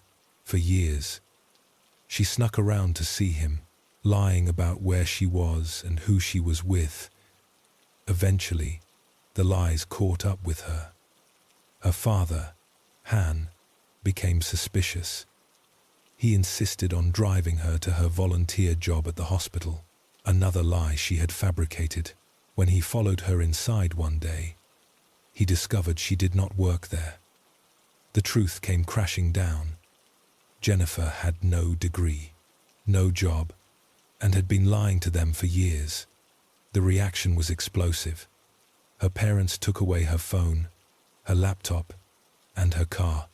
She was 24 years old, but she was grounded like a child, forbidden from seeing Daniel Wong, trapped in her room, cut off from the outside world and the man she loved. Jennifer's resentment began to fester. She felt she had no way out, no freedom, and no future. Desperate to be with Daniel and to escape her parents' control, a dark plan began to form in her mind. She did not just want to run away. She wanted her inheritance, and she wanted her parents gone. It was then that she and Daniel Wong began to plot a murder disguised as a robbery. Police investigators, initially sympathetic to the traumatized daughter, started to notice strange details. Jennifer claimed the intruders had tied her up, but when officers tried to replicate the way she said she dialed 911, it seemed nearly impossible. Furthermore, her father, Han Pan, who was fighting for his life in the hospital, woke up from his coma 3 days later, and what he told police changed everything. He remembered seeing his daughter speaking softly to one of the intruders, not as a victim, but as if she knew him. Detectives brought Jennifer in for questioning again. This time, their tone was different. They questioned her about her relationship with her parents, her lies about university, and her connection to Daniel Wong. Slowly, they peeled back the layers of her deception. They examined her phone records and found hundreds of texts and calls between Jennifer and Daniel in the days leading up to the murder, as well as contact with a mysterious number that belonged to a man named Lenford Crawford, known as Homeboy. Realizing the walls were closing in, Jennifer changed her story. She admitted to hiring the men, but claimed she had hired them to kill her, not her parents. She said she was suicidal, but could not bring herself to do it. So she arranged a hit on herself. It was a desperate attempt to explain away the contact with the hitmen, but police were not buying it. The evidence was overwhelming. The texts, the lack of forced entry, her father's testimony, and the fact that she was left unharmed while her mother was executed in the basement. The final nail in the coffin for Jennifer's defense was her own father. Han Pan took the stand and testified against his daughter, recounting the moment the gunman entered the house. He described how Jennifer spoke to them calmly, almost casually, while he and his wife were being terrorized. He told the court that as he lay bleeding on the floor, he saw Jennifer walking around the house freely, her hands unbound, guiding the killers. This testimony shattered Jennifer's claim that she was a helpless victim tied to the banister. The trial revealed the cold and calculated nature of the crime. Jennifer and Daniel Wong had orchestrated the entire attack via text messages, negotiating a price of $10,000 to have her parents killed. The motive was simple and chilling. Jennifer wanted freedom to be with Daniel, and she wanted the inheritance money that would come from her parents' death. She saw her parents not as people who loved her, but as obstacles standing in the way of the life she wanted. On December 13th, 2014, after a 10-month trial, the jury delivered their verdict. Jennifer Pan was found guilty of first-degree murder for the death of her mother and attempted murder for the attack on her father, Daniel Wong, and the 3 hitmen involved. Lenford Crawford, David Milvaganam, and Eric Carty were also convicted. Jennifer was sentenced to life in prison with no chance of parole for 25 years. The judge called the crime a tragedy of Shakespearean proportions. Jennifer Pan sits in a prison cell today, estranged from her father and brother, who have severed all ties with her. The house where the family lived stands as a reminder of the pressure cooker environment that Jennifer created for herself. A web of lies that started with a report card and ended in bloodshed. It is a stark reminder of how the weight of expectations, combined with deception and resentment, can twist a person until they are unrecognizable. We leave the suburban streets of Canada now and cross the Atlantic Ocean to the historic and quaint town of Stowmarket in Suffolk, United Kingdom. Our next story takes us into the heart of a marriage that lasted for nearly half a century. To the outside world, Stephen and Anne Seal were a pillar of their community, a couple who had weathered life's storms together for 45 years. But behind the closed doors of their brick home, a toxic storm was brewing, one that would end in a shocking act of violence on a winter night. 64-year-old Stephen Seal and 62-year-old Anne Seal lived in a quiet cul-de-sac in the Brickfields area of Stowmarket. They shared their home with their memories of raising 3 sons, Gary, Christopher, and Stephen Jr., and their house was often filled with the laughter of their many grandchildren popping in and out. Stephen and Anne had met in Glasgow as teenagers, a classic love story of young romance. Stephen was about to join the Royal Marines at the time, a career that would define him for the next 30 years. They married young and built a life around Stephen's military service, moving wherever the Royal Marines sent them, raising their boys on bases and in new towns. Stephen Jr. remembered a happy childhood, filled with fun and laughter, saying that the constant moving was never a problem as long as they were all together. In the 1990s, Stephen left the military and the family finally put down roots in Stowmarket. They threw themselves into civilian life with the same energy they had given to the service, running a local pub and later a bowling alley. Given the social nature of their businesses, Stephen and Anne quickly became well-known and loved figures in the town. Locals and tourists alike knew them as the friendly couple who were always ready for a chat. Stephen Jr. described Anne as the glue and backbone of the family, a woman who lived for her children and grandchildren, while their father, Stephen, was their idol and best friend, a man they looked up to and respected deeply. On the surface, they were the perfect example of a long and successful marriage. Between the years of 2013 and 2017, Stephen Sr. took his public service a step further, working as a councillor for the UK Independence Party, more commonly known as UKIP, for Stowmarket South on the Suffolk County Council.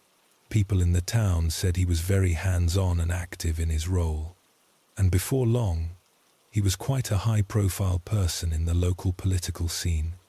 He was a man used to command, used to being listened to, and used to being in control. However, as good as everything had seemed from the outside for Stephen and Anne, behind closed doors can often tell a very different story. By 2017, after Stephen was unsuccessful in the local elections, losing his seat on the council, the couple's relationship was at an all-time low. There had been murmurs around town for a while about the couple's issues, whispers of arguments and tension. But the reality was far worse than the gossip.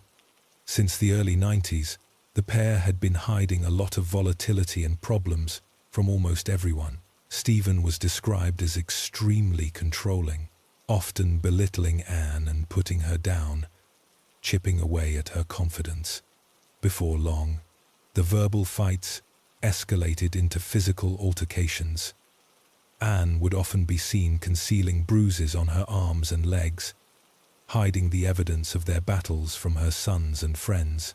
When the family moved to Suffolk, the problems only escalated further, and it reached a point where they were fighting every single day. Stephen started threatening her life, telling her he could destroy her if he wanted to, using his military background to intimidate her. On one terrifying occasion, inside the pub they owned and in front of customers, Stephen fired a shotgun above Anna's head when he thought she was not showing him respect. He then tried to throw her down the stairs. The police were called several times over the years, but things never went any further in the way of charges, often dismissed as a domestic dispute between a husband and wife. One thing that only poured more fuel on the fire was that Stephen and Anne were both heavy drinkers and had been for years. The alcohol fueled their arguments, turning disagreements into wars. The more they drank, the worse the arguments would get. Anne had been to rehab before and was aware that she had a problem. By 2017, she admitted to friends that her drinking was out of control. Her mental and physical health was on a decline, and she was miserable in the marriage she had stayed in for so long. Things got even worse when a devastating secret came to light. A secret that would tear the family apart from the inside out. It turned out that Stephen had had an affair that would last for 3 months. Anne, who was having suspicions that Stephen was involved with someone else, eventually guessed the PIN code to his phone. Scrolling through his messages, she discovered many exchanges between Stephen and a contact saved as SBG, his code for Steve's beautiful girl. She was devastated, but had no clue who it was, and begged Stephen to tell her everything. After denying it for weeks, the truth finally came out, and it was a bombshell that no one could have predicted. It turned out that Stephen had been having an affair with his own son's wife and the mother of his grandchild, Anastasia. This was a level of betrayal that went beyond infidelity. It was incestuous and destructive. Everyone was horrified. Stephen Jr. said, when it all came out, "It was a very dark day for the whole family.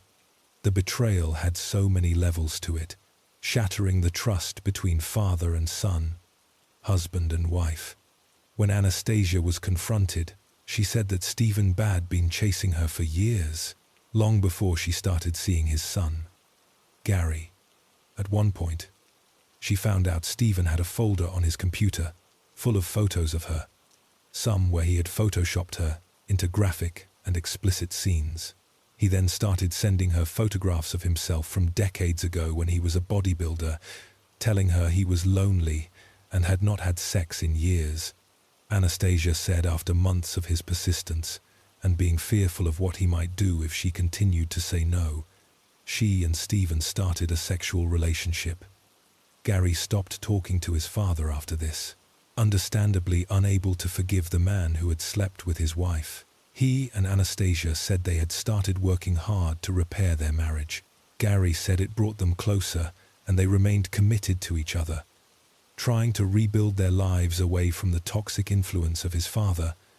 After news of the affair came out, on top of the endless fights and emotional and physical abuse for so many years, Anne was in a very dark place. She told people that she was worried she was too old to start again, having been with Stephen for 45 years. The thought of moving on was too overwhelming for her. She felt trapped by her history, her age, and her financial dependence on him. She said that she would push through and make it work no matter what, hoping that maybe, just maybe, they could find a way back to the happiness they once had. As Christmas 2017 was approaching. It seemed that Anne had turned over a new leaf. By December, she had given up smoking, was working on controlling her drinking again, and had lost a lot of weight. She told colleagues that she was feeling positive about her future and was keen to put the past behind her. Despite all of this, sadly, Christmas Day for the family was a less than happy occasion. With the tension already palpable, everything was turning into a fight. Anne was disappointed that Stephen had not bothered to get her anything nice to unwrap. A small slight that felt huge in the context of their strained relationship. She was left tearful and embarrassed when Stephen threw the Christmas dinner she had made in the bin that night. A cruel act that signaled his contempt for her efforts. With her mood at an all-time low, Anne posted a troubling and sad status to Facebook. "Happy Christmas to you all. Hope you are doing well. Have a good day. I hope I will still be here in 2018. We will see." It was a cry for help, a premonition perhaps, or just the words of a woman who felt her life slipping away. She said 5 days later, everything would change. 10:20 p.m., the 30th of December, 2017. Police received a disturbingly calm call from none other than Stephen Searle. Suffocation really. I guess. Bit of a bizarre situation. But never mind. The operator asked if it was just the two of them in the house. Stephen replied, "Well, it is just the one of us now." Right. Police arrived at the house in less than 2 minutes. As he let them inside, Stephen looked at the officers and said, "Sorry, I have been a very naughty boy. Everyone has their breaking point." Paramedics tried to revive Anne for half an hour, but she was pronounced dead at 10:58 p.m. Several hours later, at 4 a.m., Stephen Jr. was woken up by officers banging on his door. He was expecting them to tell him that someone in his family had been in a car accident or had suddenly fallen ill. When they told him the awful truth that his mother was gone and his father was responsible, he said the wind was knocked out of him and he went totally numb. Stephen Searle was remanded in custody, and a post-mortem examination revealed that Anne had died from a sustained compression to the neck, according to experts. Stephen had put Anne into a chokehold for a long period of time. A forensic pathologist said that Anne would have lost consciousness after about 15 seconds, and causing her death required further sustained pressure for a period of several minutes. This was not a quick snap decision. It was a prolonged act. Stephen told the police that he had been acting in self-defense. He said an argument had been sparked after the affair with Anastasia was brought up again.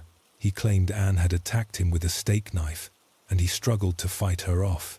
He said he was using one hand to try and disarm her, and the other to restrain her, maintaining he had accidentally killed her in the process. Something police said they did not believe at all. The investigators said Stephen was a self-centered narcissist, caring for little else apart from himself. They noted that Anne had actually died an hour before the phone call to police was made, and he had not bothered to contact anyone during that time. In July 2018, a 7-day trial got underway. The prosecution argued that Stephen had not tried to revive his wife, he had not called an ambulance, and his cold and collected phone call painted a picture of someone who simply did not care. After just a few hours of deliberations, the jury rejected Stephen's self-defense argument, and he was found guilty of murder. He was later sentenced to life with a minimum of 14 years to serve. Stephen sat emotionless as the sentence was read out. Stephen Jr. gave a victim impact statement and said, "The Searle family will never heal or recover from what had happened. Losing my mom has destroyed me. It has left me completely broken," the judge said. "By your own hands, you have brought grief and distress untold upon your family. You have deprived your children of the mother that they loved." The aftermath of what happened that December night is still widely felt in the small community. Stephen Jr. said he went to bed with both his parents, and in the space of a few hours, They were both gone. The only comfort he takes is that the last time he saw his mother, she was so happy and joyful. The house was filled with laughter, and she was in the highest and most positive of spirits. We leave the historic streets of the United Kingdom now and return to the United States, specifically to Brockton, Plymouth County, Massachusetts. Our next story is a harrowing tale of fire, loss, and a quest for justice that would span nearly 2 decades. This is the story of the Choi family, and a tragedy that would leave a teenage girl fighting not only for her life, but for her freedom. 64-year-old Jimmy Choi was a Hong Kong immigrant who had worked hard to build a life in America. He lived with his wife, 53-year-old Anne, their daughter, 17-year-old Francis, and their grandson, 16-year-old Kenneth. The close age gap between Francis and Kenneth stemmed from another tragedy before settling in the US. Jimmy had been wed once before in Hong Kong, fathering a son. In the year 2000, that son passed away, leaving behind Kenneth, his only child. Jimmy brought his grandson to America to live with them, hoping to forge a new beginning. But tragedy struck the Choi family without warning on April 17, 2003, at 4:50 a.m. Frances was jolted awake by her mother's piercing screams. Before she could grasp what was happening, she saw flames racing through the doorway, thick smoke flooding her room, with no time to think.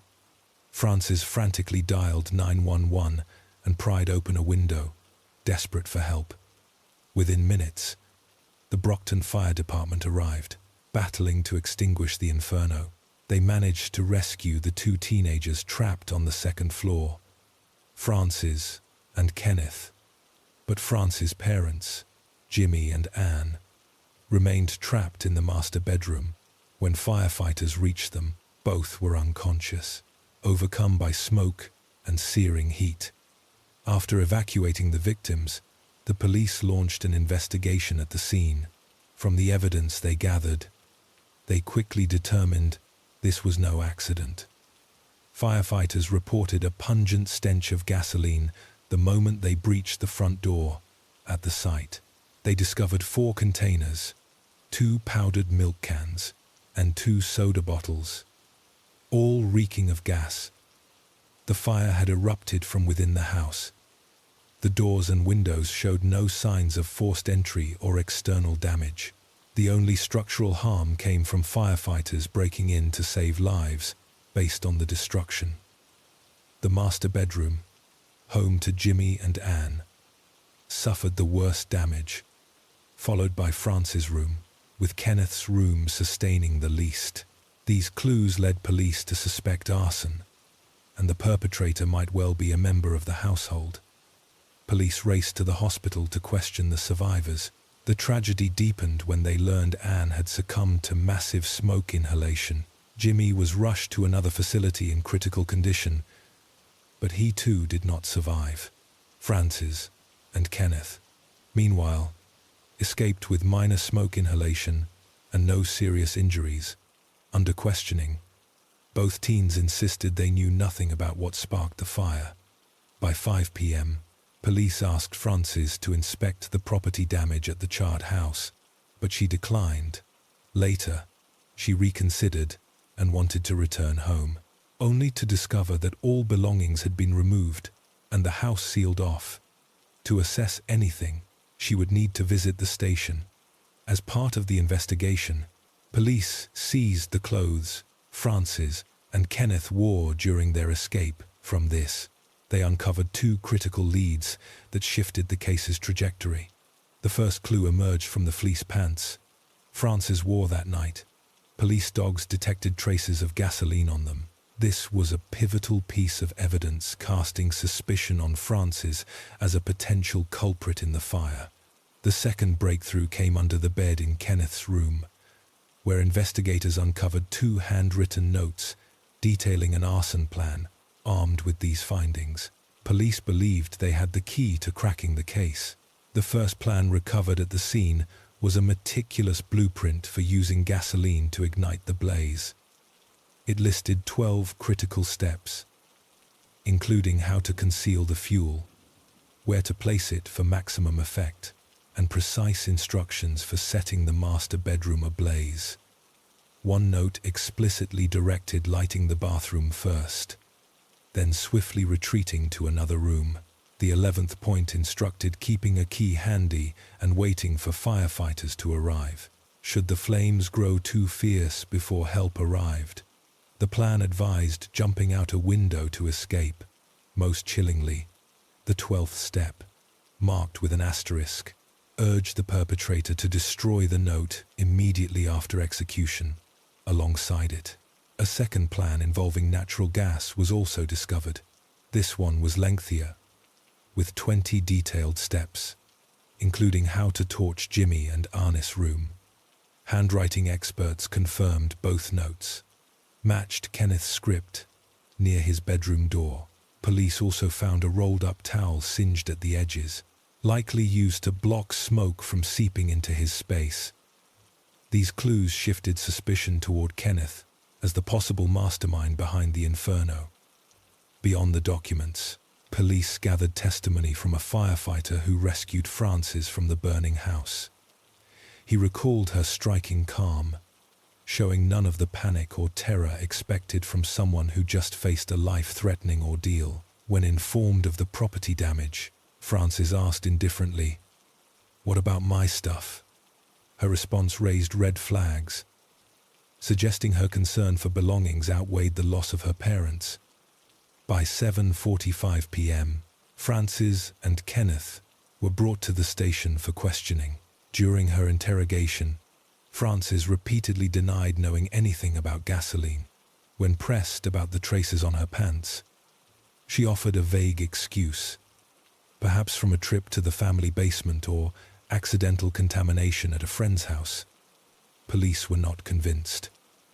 In a separate room, Kenneth initially insisted he had no ties to the fire, but when confronted with the arson plans in his handwriting, panic set in and his story shifted. He claimed the notes were not his idea, but came from a stranger who had asked him to write them down, to pass on to others. Kenneth likened it to superstitious chain messages, saying, "Share this 10 times for good luck." Police found this tale hard to swallow. After hours of grilling, Kenneth changed his story again. He alleged that before the fire erupted, he heard noises in the living room and saw Frances emerging from the basement, clutching a bottle brimming with gas. She then demanded his help spreading it around the house, but he refused, infuriated. Frances allegedly took matters into her own hands, dousing the living room sofa, the staircase to the second floor, and the door to Jimmy and Annis' bedroom. Moments later, Kenneth heard a crackling sound, and the house was swiftly engulfed in flames. According to Kenneth, Frances had once confided that if Jimmy and Ann died, she would inherit a hefty life insurance payout. She had promised him a $10,000 cut as a reward if he would assist, but he balked and retreated to his room, locking the door in fear. Kenneth added that Frances harbored deep resentment toward her parents, claiming they forbade her from seeing her boyfriend and saddled her with endless chores. He suggested these family tensions might have fueled her decision to orchestrate the devastating fire. Kenneth's testimony turned all eyes on Frances. But was this the full truth? Was she truly the mastermind? Or was Kenneth deflecting blame to save himself? The case remained shrouded in mystery, demanding further investigation. To dig deeper, police arranged a face-to-face confrontation between the cousins. The exchange unfolded in a tense, contentious atmosphere. By now, Frances had emerged as the prime suspect in the eyes of law enforcement. They hammered her with questions about her role in the arson and whether others were involved, warning that, without proof of innocence, she would be arrested on the spot. At first, Frances adamantly denied every accusation, but after over 3 grueling hours, nearing 11 p.m., She cracked under pressure, blurting out, "I was involved." Seconds later, she retracted it, insisting she had spoken in anger and lost control.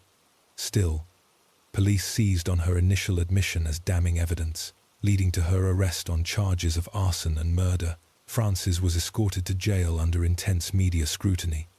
The next day, the Plymouth County District Attorney Office, led by prosecutors Karen O'Sullivan and John Bradley, formally charged both Frances and Kenneth with 2 counts of first-degree murder and 1 count of arson. On January 24, 2008, 5 years after the fire, Frances faced her first trial. After 7 days of intense deliberation, the jury could not reach a unanimous verdict. Hampered by a lack of conclusive evidence, the case was temporarily suspended, and Frances remained in custody, awaiting a second trial. Meanwhile, Kenneth, backed by a robust defense, was acquitted. His lawyer argued he was not present at the scene, had no connection to the gasoline, and had fully cooperated with investigators. The jury agreed, and Kenneth walked free from the courtroom 3 years later. In January 2011, Frances' second trial began. This time, Kenneth, shielded by an immunity deal, emerged as the prosecution's star witness. He testified that Frances, his aunt, had masterminded the plan, instructing him to draft the arson notes and prepare 2 gas-filled bottles stashed in the basement stairwell. He claimed to have watched her douse the house with fuel just before the blaze erupted. Yet, after days of proceedings, the jury once again failed to reach a consensus. The case dragged on, and Frances, having spent nearly 8 years behind bars, was released on bail on February 25, 2011, to await a third trial on May 2, 2011. The third trial commenced, but 2 days prior, Kenneth, the prosecution's linchpin, fled the United States for Hong Kong, evading unrelated smuggling charges. Despite his absence, the judge permitted his prior testimony to be used in the proceedings.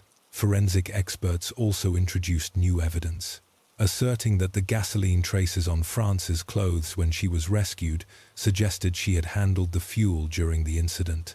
After 2 weeks of heated arguments, the jury finally delivered a unanimous verdict. Frances had intentionally set the fire. She was convicted of 2 counts of first-degree murder and 1 count of arson.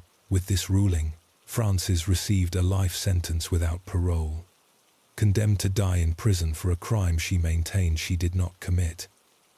We leave the somber halls of justice in Massachusetts for now, where a young woman sat in a cell wondering how her life had gone so wrong, and travels south to the warm, humid air of Florida. Our next story takes us to Punta Gorda in Charlotte County, a place known for its sunshine and peaceful waterfronts. But on one Halloween night, that peace was shattered by a crime so brutal and senseless that it left an entire community looking over their shoulders. In 2015, 18-year-old Kyle Farisian was living in Punta Gorda. He was attending high school there and had just started his first job. Kyle was described by everyone who knew him as a ray of light, always smiling, friendly, and polite. People said he welcomed everybody with a cheeky grin that could brighten even the worst days. He loved the outdoors, enjoying long bike rides with his sister Ken. They were inseparable, and Kyle took his role as a brother seriously. He was also an avid gamer, frequently staying up late into the night, competing with people online. Ken said the pair were always close. Kyle looked out for her and was very protective. She fondly remembered, "He was always in charge and he never let me forget it." His stepfather, JJ, described him as mild-mannered, loving to laugh, play, and just have fun. Kyle stayed with his mother and stepfather on the weekends, and his father, who lived just 50 miles away in Punta Gorda, for the rest of the week. He had just got his first job at a local 7-Eleven store, and he was excited to be earning his own money and experiencing something new. Although he was outgoing with his family, he was quite shy around other people. He told his mother that he was happy.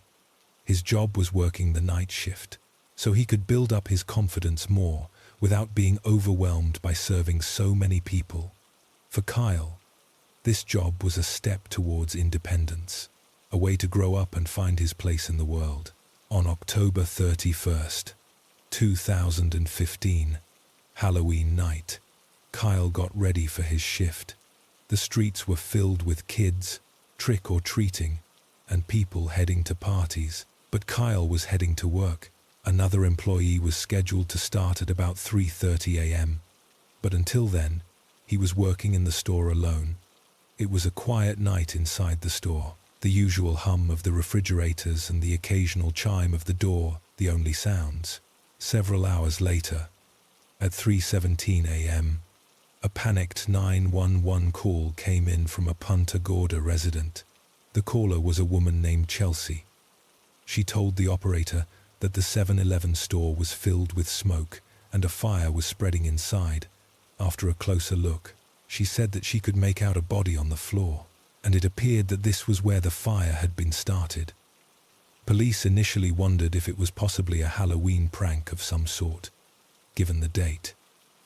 But they dispatched units immediately. Just 3 minutes later, when they arrived on scene, they realized it most definitely was not a prank. After the fire had been extinguished, they found a charred body by the counter and blood covering the floor. The employee that was due to start her shift hurried over to the shop and met police.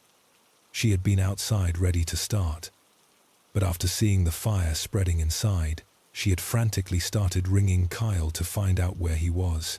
She knew he had been working alone that night and was praying that maybe he did not make it in or was outside somewhere. Just as she was about to call the police, she heard the sirens. She told officers that, moments before, she had spotted a woman driving a dark-colored SUV out of the parking lot, and she was on her phone at the time.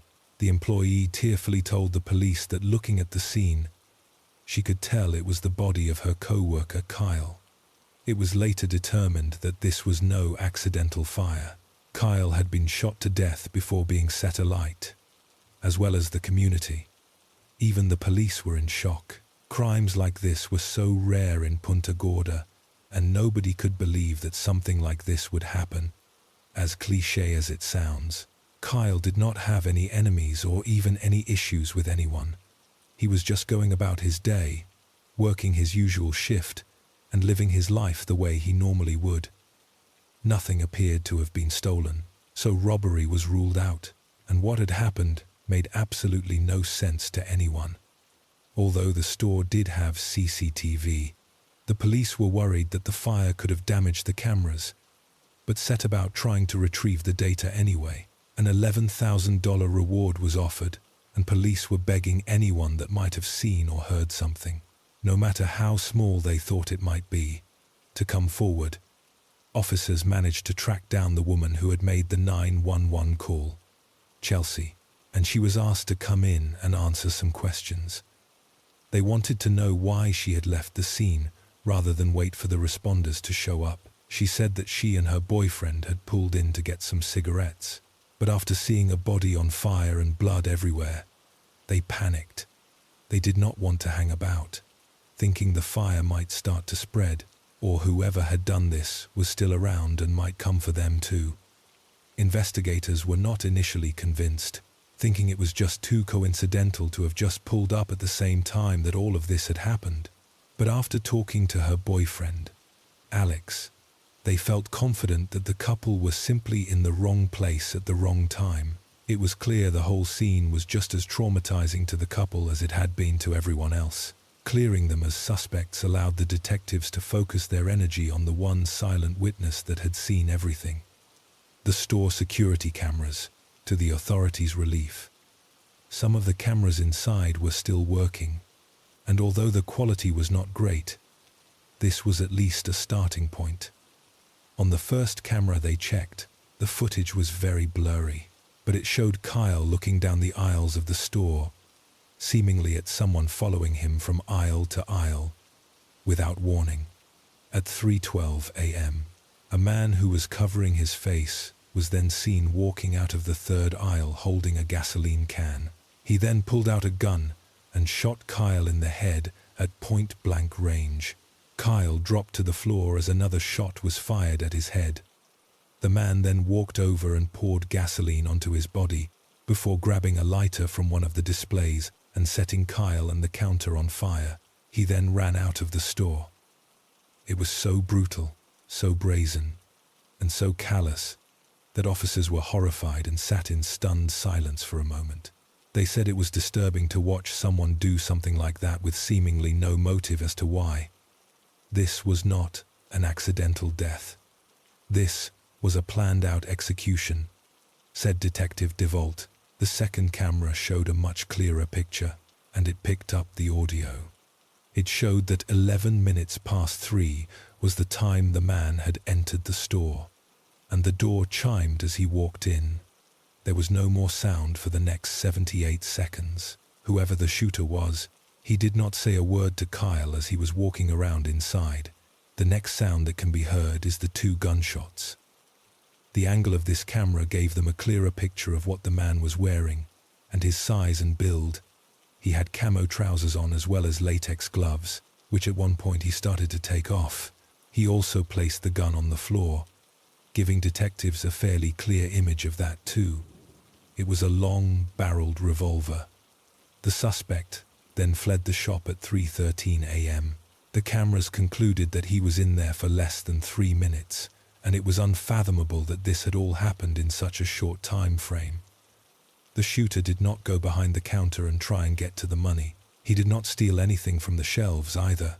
It seemed whoever had done this had come in with the intention of killing and nothing else. Kyle's family had now all traveled into Punta Gorda and spent most days just waiting in the station for any news. Kyle's stepfather said that the police really were stumped and simply could not tell them anything.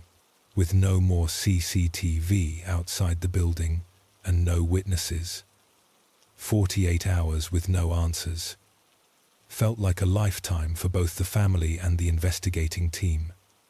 The search for evidence was widening. Dive teams came in, and detectives were asking for support from neighboring police teams. But just as hope seemed to be fading, a breakthrough came from an unexpected source. The manager of the 7-Eleven store asked to talk to the officers. Her look was serious, and she said one thing in particular had been playing on her mind. She told detectives that several weeks before anything happened, a man had come into the store looking to buy alcohol. She and Kyle were both at the counter when the man brought the beer over. The manager asked him to remove his ID from his wallet so she could take a look at it closely. But for some reason, he refused, so she refused to serve him. That specific camera was the one that picked up the audio, and as the police watched the old footage back, they could hear the man telling the manager he was going to get her fired. He demanded to know everyone's names before storming out. The manager, Lori, followed him outside to try and log his license plate, but the man followed her back inside, shouting and being aggressive and threatening. As the situation started to escalate, Kyle picked up the phone to call 911 before police arrived. The man had stormed out again, but fortunately, Lori had been able to get his number plate and she handed it to police that same day. A couple of weeks later, on September 15th, despite now being banned from the store, the man came back in again. They refused to serve him, and Lori phoned the police for a second time. The man then got into his car and drove right at Lori outside before speeding off. The vehicle was registered to a 28-year-old named Michael Russo, and he lived just around the corner from the 7-Eleven. Police issued him with a trespass warning, and he was told that if he returned to the store within 1 year, he would be arrested. Officers played the CCTV from the murder, side by side with the footage from the previous incidents, looking at the mannerisms and the size and build of Kyle's killer alongside Michael Russo. From what they could tell, everything right down to the way he walked was the same. This was the strongest lead so far, and a warrant was obtained so that police could search Michael's home. Police raided the home less than a mile away from the convenience store where Kyle's body was found. His house was full of various guns and ammunition. A white box of latex gloves was also found, and numerous red gasoline canisters were located outside. Detectives also found a partially melted single latex glove in a bin. The specific gun they were looking for, however, was missing, and after forensically searching his house and car top to bottom, there was no physical evidence linking him to the store. Although they felt fairly confident that Michael Russo was a suspect, they just did not have enough to obtain an arrest warrant. The community was left in a state of fear and confusion, wondering if a killer was still walking among them. Meanwhile, Kyle's family was left to grieve without justice. Loved ones gathered to remember a young life that had an impact on so many. Kyle's stepfather said, "He is a good kid. If you needed help, he would be the first one to come help you." Kyle was fond of older model cars, and that is why his family arranged for his casket to be transported in an old-school Ford pickup alongside more than 100 friends, neighbors, and loved ones from all walks of life. Friends spoke at his memorial, saying, "Kyle was a great kid. It was an honor to know him. He had a light about him that he always had you smiling. He always had you laughing. We would be out working in the yard, and Kyle would just come by and he would be like, 'Coach, you need help mowing the yard.' He would just fall in. 6 weeks would soon pass, and the grief-stricken community were banding together in a big way. The community is still shaken by this crime, but they are not letting that fear control them. They showed that respect through music, food, and solidarity. Punta Gorda and Port Charlotte came together to support Kyle Farisian's family. Porky's Roadhouse owner Blake Sands sprang in action, donating the food, manpower, and the free services of 8 bands that entertained an estimated 500 people on a Sunday afternoon, a lot of them donating anything they could to help Kyle's family. And the reward for information was now set at $20,000. As well as this, police were now seeking the help of the FBI and enlisting new technology they believed might help them more when it came to the cameras inside. Detectives also spent the following weeks and months speaking with many people about Michael Russo, trying to build up a picture of who exactly he was. A lot of people came forward and said that they had previously accused him of threatening them for completely ridiculous and meaningless things. He seemed to be aggressive in his nature, completely flying off the handle for minor incidents. His neighbors also said that Michael was very open and proud of his extensive gun collection, often showing it off and telling everyone about each individual gun and where it came from. They said that one of his favorites was actually a long-barreled revolver, the exact same type that was used to kill Kyle. And what was even more interesting was that the neighbors said that since that fateful day back in November, they had not seen the gun again. At this point, the case was really as strong as it was going to get, and with this, 5 months after Kyle had been killed, Circuit Judge George Richards signed the warrant that police had been after for almost half a year. More than 5 months after a Punta Gorda teen was murdered, police finally moved to arrest his killer. Investigators arrested 28-year-old Michael Russo, charged with murder and arson. Surveillance video from neighbors captured detectives in the Charlotte County SWAT team arrest Russo just beyond the trees near his home. Despite Russo being charged with murder and arson, even law enforcement says there is not much to say about him. Neighbors described him as very odd, saying, "To our knowledge, he has absolutely no employment."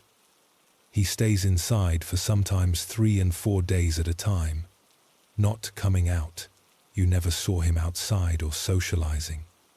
Another neighbor added, "We never saw him make a trip to the mailbox as you do your other neighbors. We have never seen a trash can set outside off the street." Michael Russo was finally arrested on charges of homicide and arson. The only thing officers really could not wrap their heads around was why. Apart from getting revenge for the fact that the past 2 times he went in, they had refused to serve him. There was absolutely no other motive for Michael doing what he did. Police believe that he went in with the intent to kill whoever was working, and he did not care who it was or how many people were there. Detective DeVault said that what happened that morning was nothing short of barbaric. He said, "This is not an ordinary person. This is a monster." The man accused of killing a 7-Eleven clerk in Punta Gorda was in court the following day. Michael Russo pleaded not guilty, and in May 2017, his trial began. The defense team tried to argue that the circumstantial evidence was not enough to prove guilt beyond a reasonable doubt, but the prosecution painted a clear picture. They aligned the CCTV footage, the motive of revenge, and the items found in Russo's home to show a pattern that pointed to only one person, Michael Russo.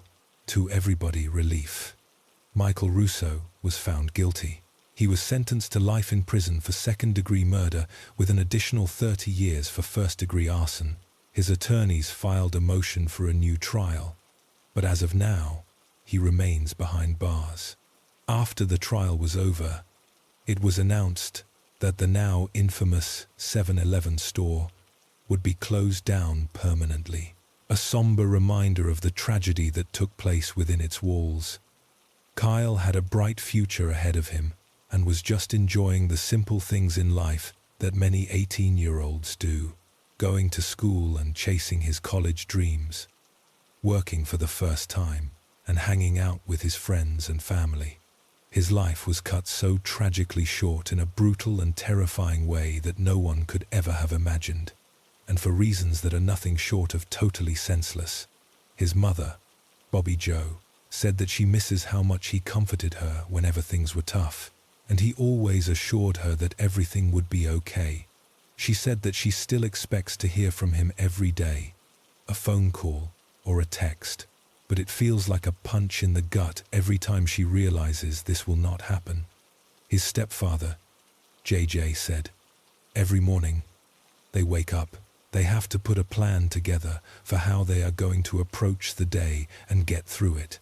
Every day brings new challenges and learning curves, sometimes expected, sometimes not. It really is a never-ending process for everyone that knew and loved Kyle." And JJ said, "They just do their best, one day at a time."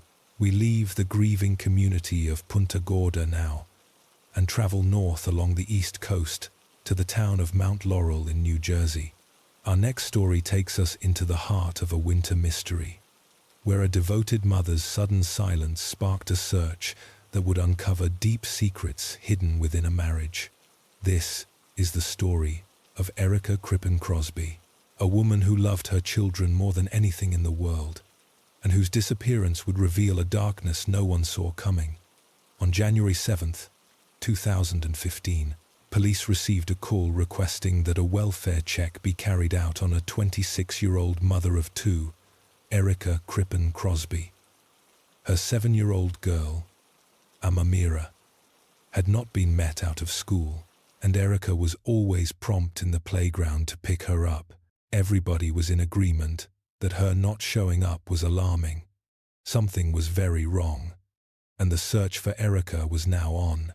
Just 24 hours after the search had started, the missing persons case would quickly turn into a homicide investigation. 26-year-old Erica Crippen Crosby lived in Mount Laurel with her family.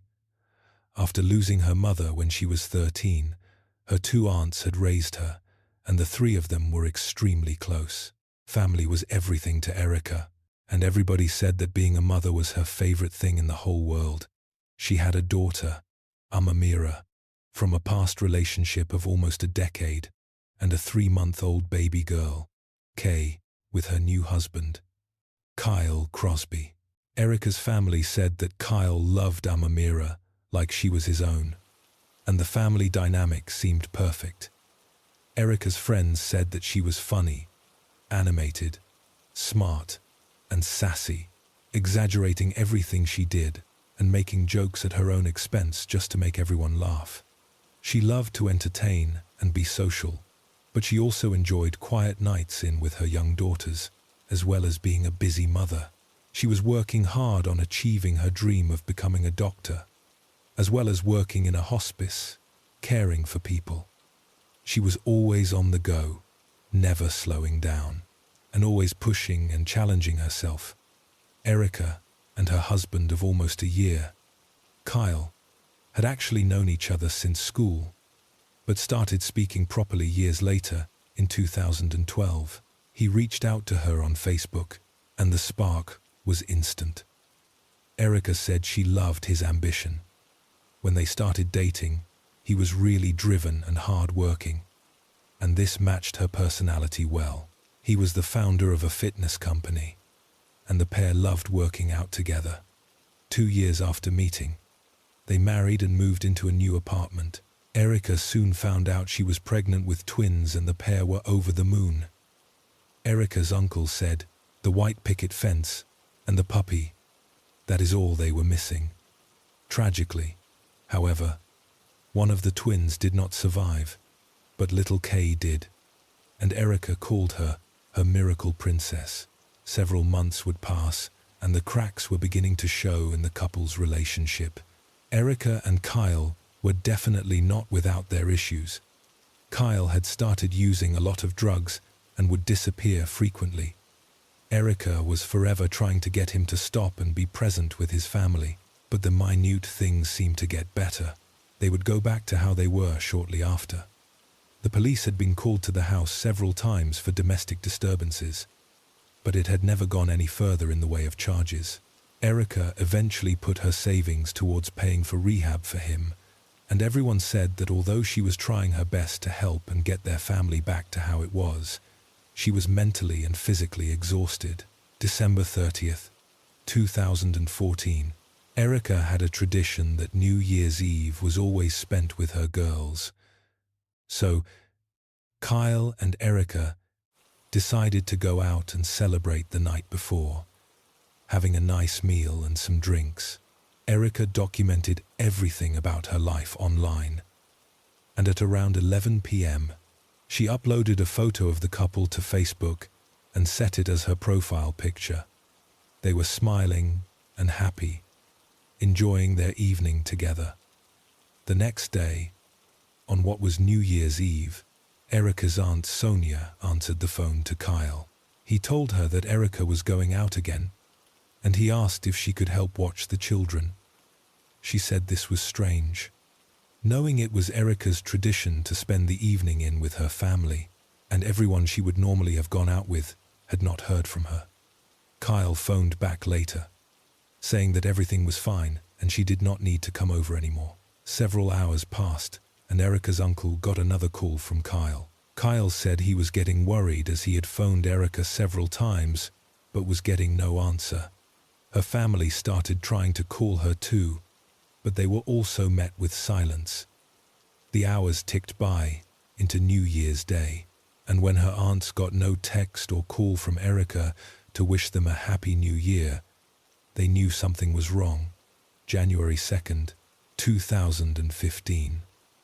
Kyle posted a status to Facebook asking if someone could look after the girls. Surprisingly, Erica's family then received a couple of texts from Erica's phone, but something about them did not sit right with them. They all had an instant uneasy feeling as the messages did not read or sound like her at all. She was still not answering her phone when it rang, and her social media was a ghost town. She posted every single day without fail where she was, what she was doing, and tagging who she was with. Everything from her daily workouts and how many assignments she had to do to her late-night snacks.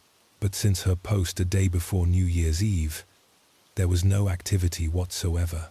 When Amamira was not collected from school and the police were called to do a welfare check, everybody felt sick to their stomachs. On January 7th, when officers arrived at the couple's apartment, they found baby Kay alone in the bathtub, fully clothed in a soiled diaper. Police immediately suspected there was improper childcare going on. Family members then turned up at the apartment too and said that it was in total disarray. There was a smashed window and broken glass on the floor, food and rubbish scattered around. Furniture was overturned and everything was everywhere. Erica's purse and keys were still inside, and despite the freezing cold temperatures, her coats were all there too. Everybody said she would have been horrified at the state of her home. There was no way she would walk away from the children, and not a chance that she would leave them in an apartment like that. Kyle was sat on a chair, and he appeared to be high on something. Given the state of the home and little Kay in the bathtub, the police asked Kyle to come in and make a statement. Amamira's father, Hamine, came and picked her up, and Kay was taken in by Kyle's mom, Jo. Ham said that Amamira was very smart and perceptive, and it was heartbreaking to know that she knew something bad had happened to her mother, but the same as everyone else. She had no idea what. At the police station, Kyle was not really making any sense and told officers that he had taken some painkillers. He told them he had not actually seen his wife since New Year's Day. He tried to get in contact with her, but to no avail, and he had no idea where she might be. He filed a missing persons report, and the search got underway. News reporters quickly picked up the story, broadcasting the family's plea. "We know this is too much, too much."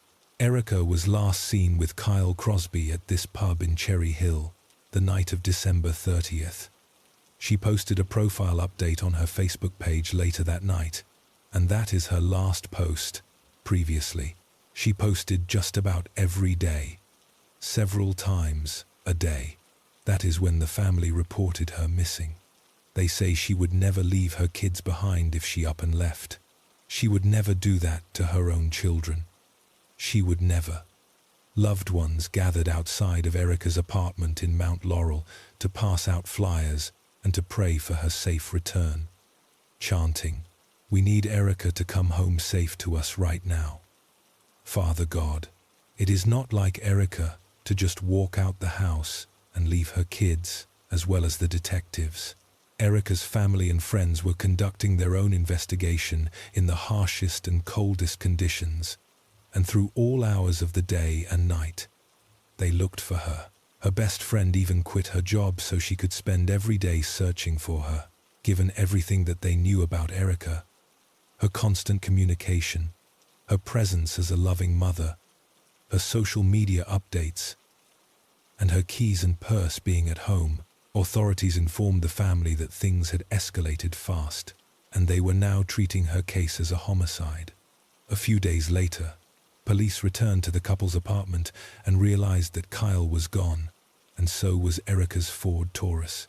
They tracked down Kyle's mother, Jo, hoping she would be able or willing to tell them where he was. Perhaps he was out looking as well, or maybe he had gone to work. She was open and forthcoming, saying she had not actually spoken to her son in a week. And as well as Erica, she was concerned for his safety too, given the stress he was under. And Kyle's boss confirmed that he had not been in work for a couple of days, which was unlike him. Law enforcement sources said they were actively looking for Crosby, believing he may be in Erica's car, a cranberry red Ford Taurus with primer paint on the front passenger door and fender. Erica's family said the car had been parked outside her home Wednesday night when the police showed up to investigate. Her aunt recalled telling the officer, "I have a bad feeling. Every time I go by this car, I have a bad feeling that she is in that trunk. Are we waiting on a search warrant?" But now, the car was gone. One of Erica's aunts used a tracking app to see if she could get hold of Erica's last location according to her phone. This led everyone to a restaurant, but after looking in the bins outside and around the area, they determined that neither she nor her phone was there. Her cousin Barbara begged the manager to let them watch the CCTV, but there was no sign of Erica on any of the cameras. There was, however, some footage of Kyle, Kay, and Amamira from a few days before. The tapes were handed over to the detectives, who at this point were seeing red flags everywhere. They knew that Kyle had something to hide. He had been evasive from the start, and his story kept on changing. They also learned that Kyle was now out on a drug binge with a sex worker whom he had brought back to the couple's apartment, according to sources.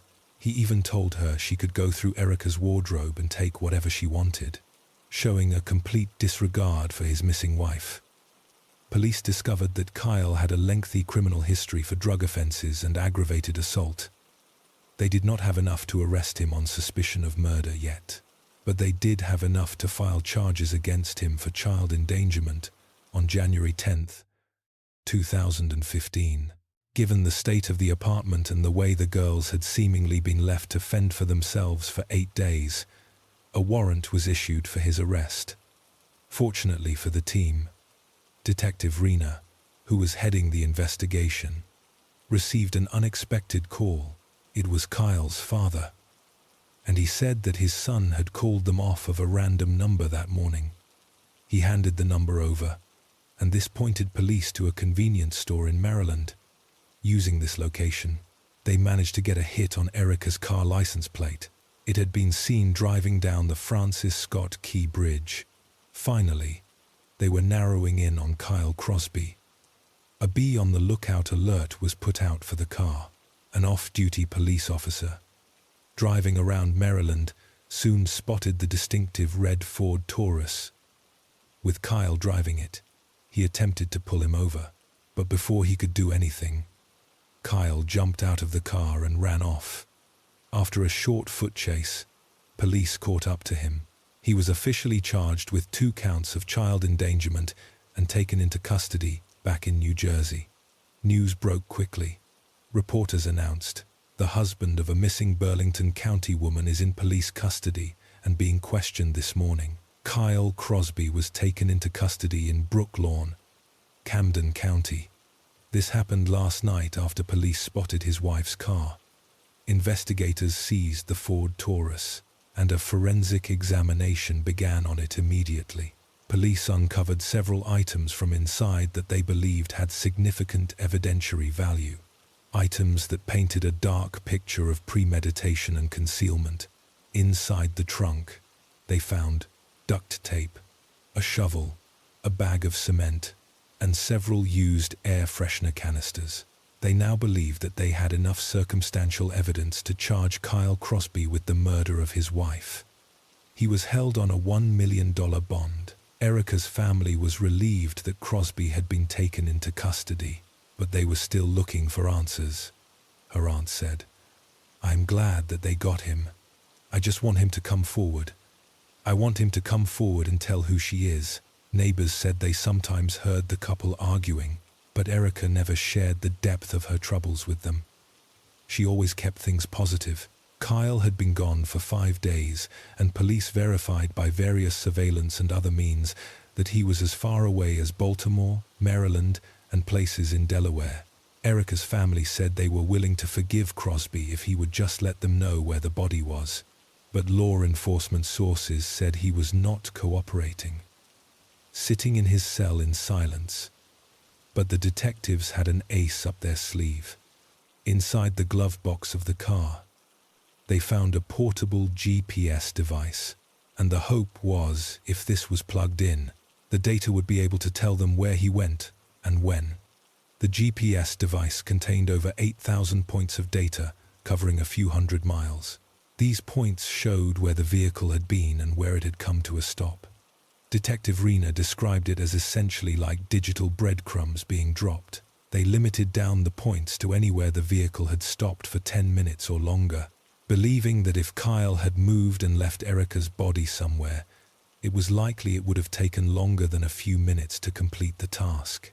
Going through everything and eliminating certain points was a mammoth task, requiring patience and precision.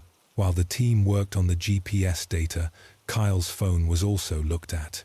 Forensic experts managed to retrieve deleted data, and what they found was shocking.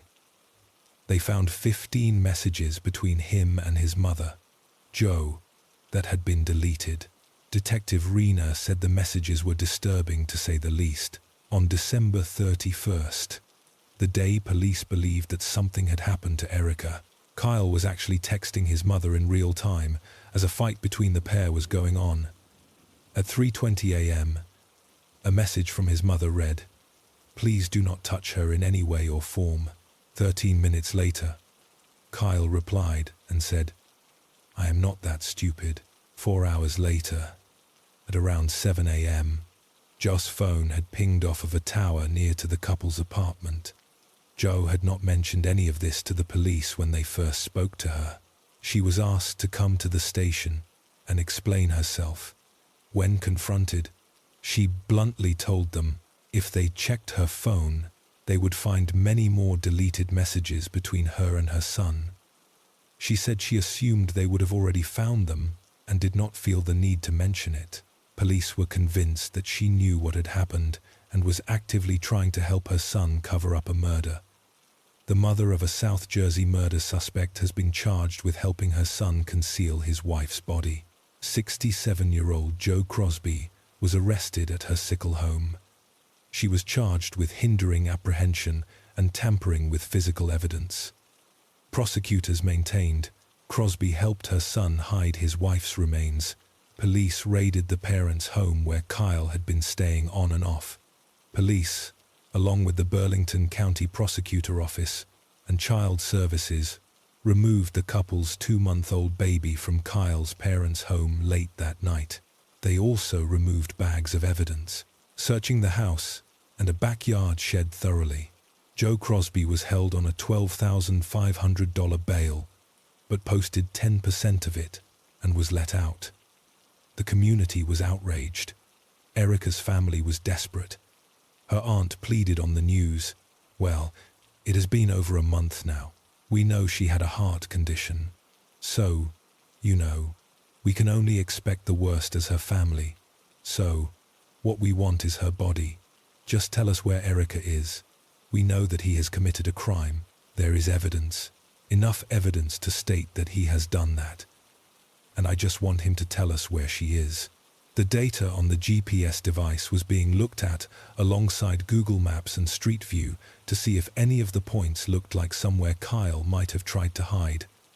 Erica's body, one spot caught their attention right away. It was in the middle of Maryland, near a long country road, a quiet rural area amidst a forest. Kyle's car had stopped there for 5 minutes one night, and then for 14 minutes a couple of nights later. It was suspicious. It was secluded, and it fit the profile of a burial site. Investigators zoomed in on the map, looking for any signs of disturbance, any clue that this might be the place. They organized a search team to head down to Maryland, hoping that this digital trail would finally lead them to Erica, just a short walk away from the road the car had stopped on. Erica's body was finally found under some branches. She was wrapped in a blanket. Her arms, legs, and neck were bound with electrical cord, and duct tape was across her mouth and nose. Although the cold weather had often hindered the search, police were now actually grateful for it, despite detectives thinking she had likely been dead since New Year's Eve. Her body was well preserved, as was any evidence around her, and this was all down to the freezing temperatures and the snow covering the ground. My sister was a remarkable woman. She cared. She was a good mother. She was intelligent. Erica's sister, Jania Crippen, spoke through tears, knowing that her sister was gone. Domestic violence had also killed their mother years ago, a tragic cycle that seemed to haunt their family. Jania said she was just thankful her sister would get a burial. She recalled Erica's words.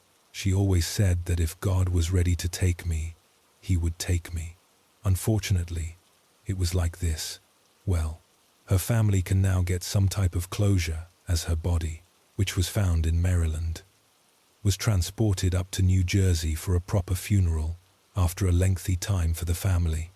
Just waiting for some sort of conclusion to the case, it was announced that Kyle Crosby would plead guilty.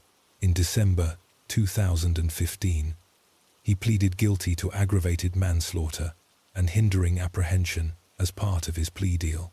His mother Joe's charges were dropped, as were the charges of child endangerment against him. A Mount Laurel man has been sentenced to 31 years in prison for killing his wife.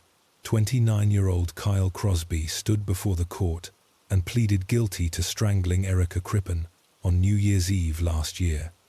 In a statement to the court, he said, "One day, you will find that your heart is forgiving me. I ask God to forgive me. I am sorry for my actions. I miss Erica, my wife, terribly." Erica's Aunt Sonia addressed him directly, saying, "Kyle, to be honest, the choices that you made caused Erica's death, and you have taken someone so precious from us. But I will continuously raise Kaye with the same love and passion that Erica would have raised her with." Crosby received 28 years for aggravated manslaughter and 3 years for hindering police. He has to serve 85% of that sentence before being eligible for parole. Detective Rena said he wanted to believe Kyle's tears were genuine, but he could not help but think they were more for himself than anyone else. After he was sentenced, Erica's Aunt Sonia said, "We can finally move on. We can just be there picking up the pieces for the children." She noted that, on the day of sentencing, Kyle really showed remorse, saying, "He did care for her. He did love her in some way. God has a plan for us all. We know when we come in. We do not know when we leave." Erica's cousin Barbara offered a poignant piece of advice to anyone listening. She said the best thing anyone could do following this was maybe take something away from it. Be honest with their loved ones and let them help you. She said there are signs in the beginning of relationships. Act on those signs and do not be afraid to leave. She said, Erica's oldest daughter, Amira, now lives with her father, Amin, and Erica's Aunt Sonia and Uncle Kanye adopted Kay. Erica's Aunt Sonia said that Erica told her that if anything were to happen to her, she wanted to be cremated and put into lockets so that her daughters could wear her close to their hearts. Erica's family never gave up and were relentless in their efforts to find Erica and the truth.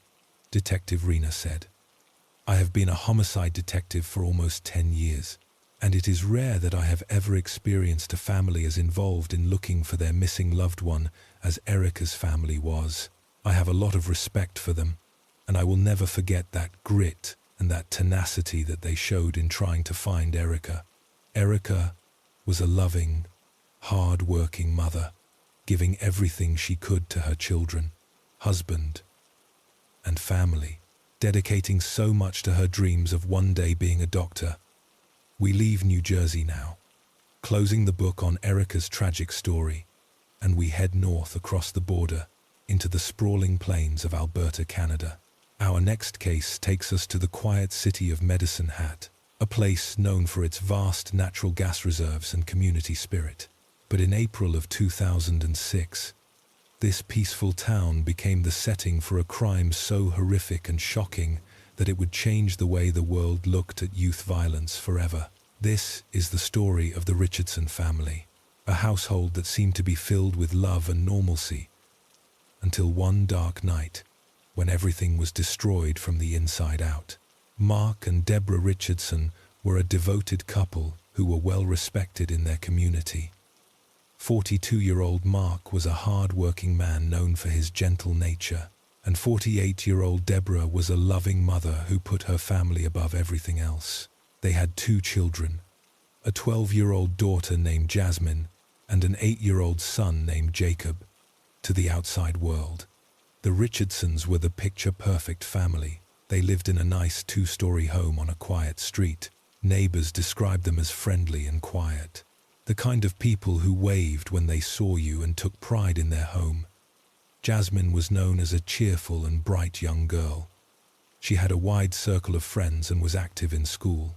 Jacob was a playful and energetic boy who was a member of the local Boy Scouts. There were no obvious signs of trouble, no red flags that would suggest a looming catastrophe. April 23rd, 2006. It was a Sunday afternoon, a day that should have been filled with relaxation and family time. A young boy, a friend of Jacob, went over to the Richardson house to see if Jacob could come out and play. He knocked on the door, but there was no answer. Peering through the window, he saw something that made his blood run cold. It looked like legs lying on the floor in the basement. Terrified, he ran home and told his parents, who immediately called the police. When officers arrived at the scene, they were not prepared for the carnage they were about to witness. As they entered the home, the silence was heavy and oppressive. In the basement, they found the bodies of Mark and Deborah Richardson. Both had been stabbed repeatedly in a frenzied attack. Upstairs, in his bedroom, they found little Jacob. The 8-year-old boy had also been murdered in his bed, his life stolen before it had even really begun. Police quickly realized that one member of the family was missing. 12-year-old Jasmine was nowhere to be found. Panic set in immediately. The initial theory was that this was a home invasion gone wrong, or a targeted attack by a maniac who had slaughtered the family and abducted the young daughter. An Amber Alert was considered, but investigators needed more information first. The community was gripped by fear. Parents held their children tight, terrified that a child killer and kidnapper was on the loose in their safe little town. As detectives combed through the house for clues, they began to uncover details that hinted at a different reality. There was no sign of forced entry. Nothing of significant value appeared to be stolen. The violence seemed personal, focused, and full of rage.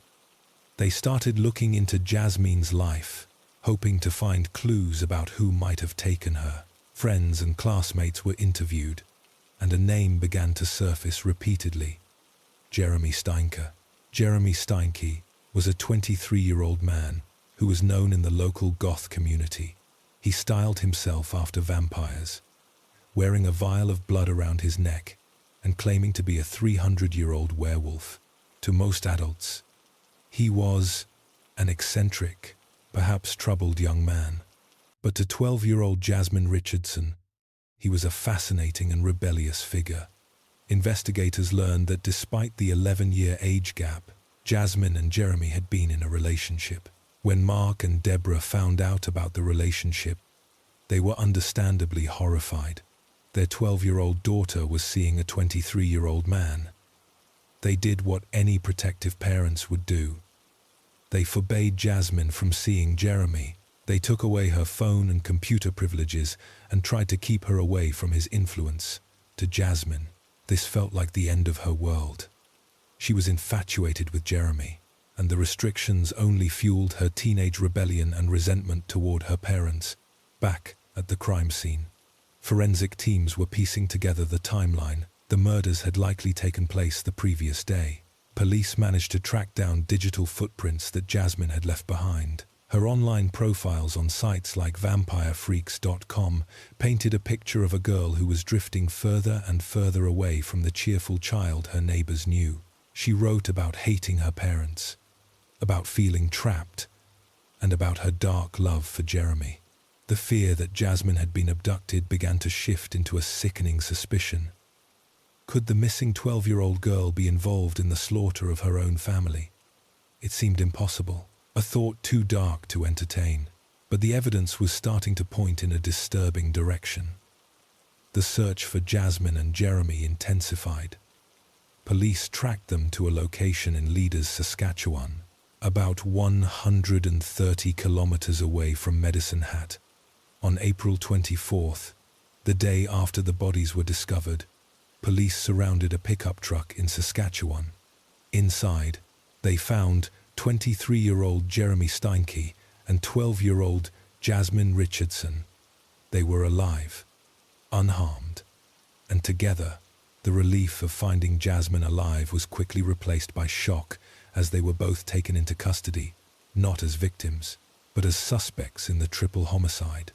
In the interrogation room, the truth began to unravel, and it was stranger and more horrific than fiction.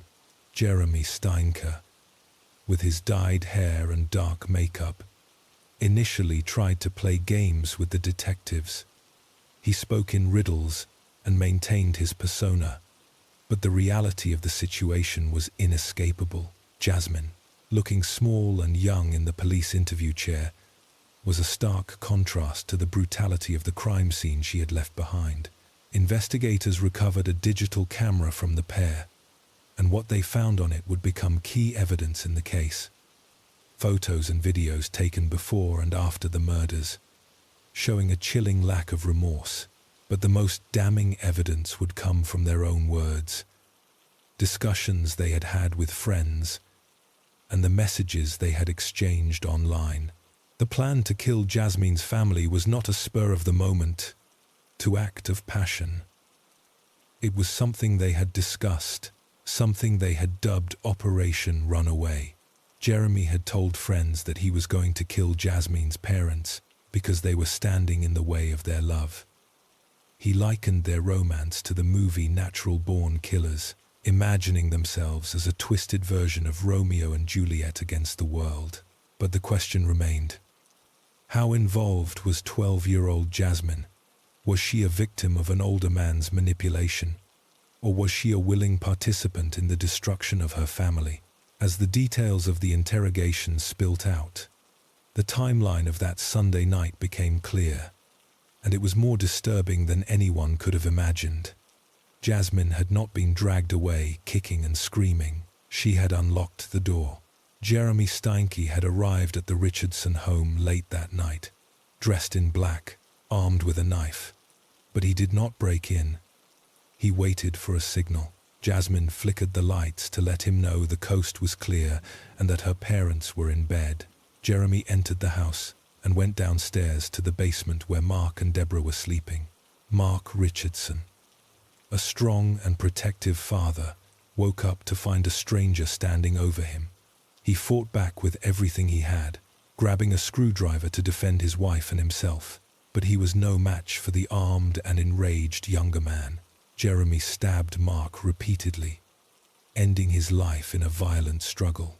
Deborah, witnessing the horror, tried to escape or help, but she too was brutally attacked and killed. But the most chilling part of the night was yet to come. Upstairs, 8-year-old Jacob was asleep in his bed, unaware that his parents had just been murdered floors below. Jeremy went upstairs and confronted Jasmine.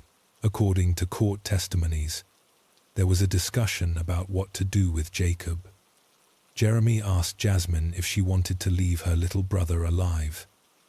Jasmine, the sister who was supposed to look out for him, reportedly replied that they could not leave him because he would be a witness. What happened next broke the hearts of the entire nation. Jacob was attacked in his bed. He begged for his life, crying out that he was scared and did not want to die. Despite his pleas, his life was taken. Reports and later court documents revealed that Jasmine was not just a passive observer to this. She played an active role in the death of her own brother, ensuring that there was no one left to tell the tale. After the slaughter, the actions of the couple were perhaps even more grotesque than the murders themselves. They did not flee in a panic. They did not break down in remorse. Instead, they met up and left the house together. They went to a local restaurant, Boston Pizza, and shared a meal. Witnesses later reported seeing them laughing and kissing, acting like a normal teenage couple on a date. While the bodies of Jasmine's entire family lay cooling in the house she had just locked up. The trial of Jasmine Richardson began in 2007. Because she was only 12 years old at the time of the murders, her identity was protected under the Youth Criminal Justice Act. She was referred to only as JR in the media, but the details of her crime could not be hidden. The prosecution painted a picture of a girl who was far more manipulative and cold than her age would suggest. They presented letters and emails where Jasmine expressed her hatred for her parents and her desire to be free of them. Jeremy Steinke, who was 23, was tried as an adult. His defense tried to argue that he was mentally unstable, influenced by the goth subculture and his belief that he was a werewolf. But the jury saw through the theatrics. They saw a grown man who had conspired with a child to wipe out 3 innocent people. Jeremy was found guilty of 3 counts of first-degree murder and was sentenced to life in prison with no chance of parole for 25 years. For Jasmine, the sentencing was different due to her age. On November 8, 2007, she was found guilty of 3 counts of first-degree murder. She became the youngest person in Canadian history to be convicted of multiple murders. Under Canadian law, the maximum sentence for a youth aged 12 or 13 is 10 years. Jasmine was sentenced to the maximum, 10 years, comprising 4 years in a psychiatric institution, 4.5 years under conditional supervision in the community, and the remainder in open custody. The judge described the crime as horrific and incomprehensible. Justice Scott Brooker said, "It is difficult to imagine a more horrific crime than this." Jasmine served her time, undergoing intense psychiatric therapy and rehabilitation. In 2016, 10 years after the murders, her sentence was completed. She was released as a free woman, with a new identity and no criminal record attached to her new name. Experts declared her rehabilitated, saying she was at a low risk to re-offend. But for the community of Medicine Hat and the extended Richardson family, the scars will never fade. Leaving the chilling plains of Canada behind, we head south to the sunny state of California, to a city called Paris, located just south of Riverside. Our final story takes us to a house that looked just like any other on the street. A Spanish-style suburban home with a manicured lawn and a minivan in the driveway. But inside this house, a secret was being kept that was so dark, so prolonged, and so depraved that when it was finally revealed, it shocked the entire world. This is the story of the Turpin family and the house of horrors that David and Louise Turpin created for their 13 children. David Turpin was an engineer, and Louise was a homemaker to the outside world. They were a large, religious family who kept to themselves.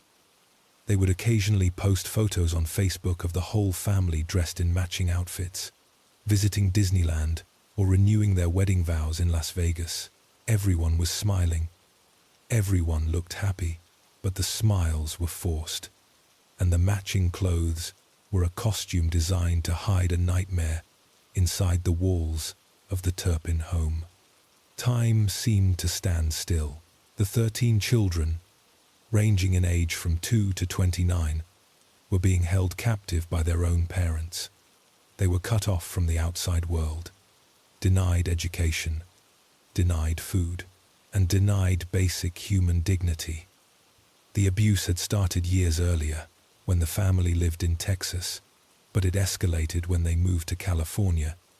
David and Louise turned their home into a prison. The children were forced to sleep during the day and stay awake at night to avoid detection by neighbors. They were fed only once a day, usually a peanut butter sandwich or a frozen burrito, while their parents ate fast food, pies, and pizzas right in front of them, leaving the food on the counter to taunt the starving children. If the children tried to steal food, they were beaten, strangled, or chained to their beds for weeks or even months at a time. Hygiene was non-existent. The children were only allowed to shower once a year. Their hair was matted and dirty, and they lived in filth. The stench in the house was overwhelming. A mix of rotting food, human waste, and unwashed bodies. Despite there being older children in the house, some in their 20s, they were so malnourished that they looked like young teenagers. The 29-year-old daughter weighed only 82 pounds. Their growth was stunted, their muscles wasted away, and their cognitive development was severely delayed due to the isolation and lack of schooling. David and Louise Turpin went to great lengths to maintain control. They homeschooled the children on paper, registering their house as a private school called the Sandcastle Day School, with David listed as the principal. This allowed them to avoid truancy officers and keep the children hidden from mandatory reporters like teachers or doctors. The children were rarely allowed outside, and if they were, it was only at night. Neighbors later recalled seeing the pale, thin figures ghosting through the house windows late at night, but no one suspected the extent of the horror. The turning point came in January of 2018. 17-year-old Jordan Turpin, one of the daughters, had been planning an escape for 2 years. She had managed to find an old smartphone that had been deactivated, but could still connect to Wi-Fi using this phone. She created social media accounts under fake names and began to see glimpses of the outside world. She watched videos of Justin Bieber, saw how other people lived, and realized that her life was not normal. It was a living hell. Jordan knew she had to act. Her 2 younger sisters had been chained up for stealing food, and she overheard her mother saying that the family was going to move to Oklahoma. She was terrified that if they moved, the abuse would get worse, or worse. One of them might die. On the morning of January 14th, 2018, Jordan mustered every ounce of courage she had.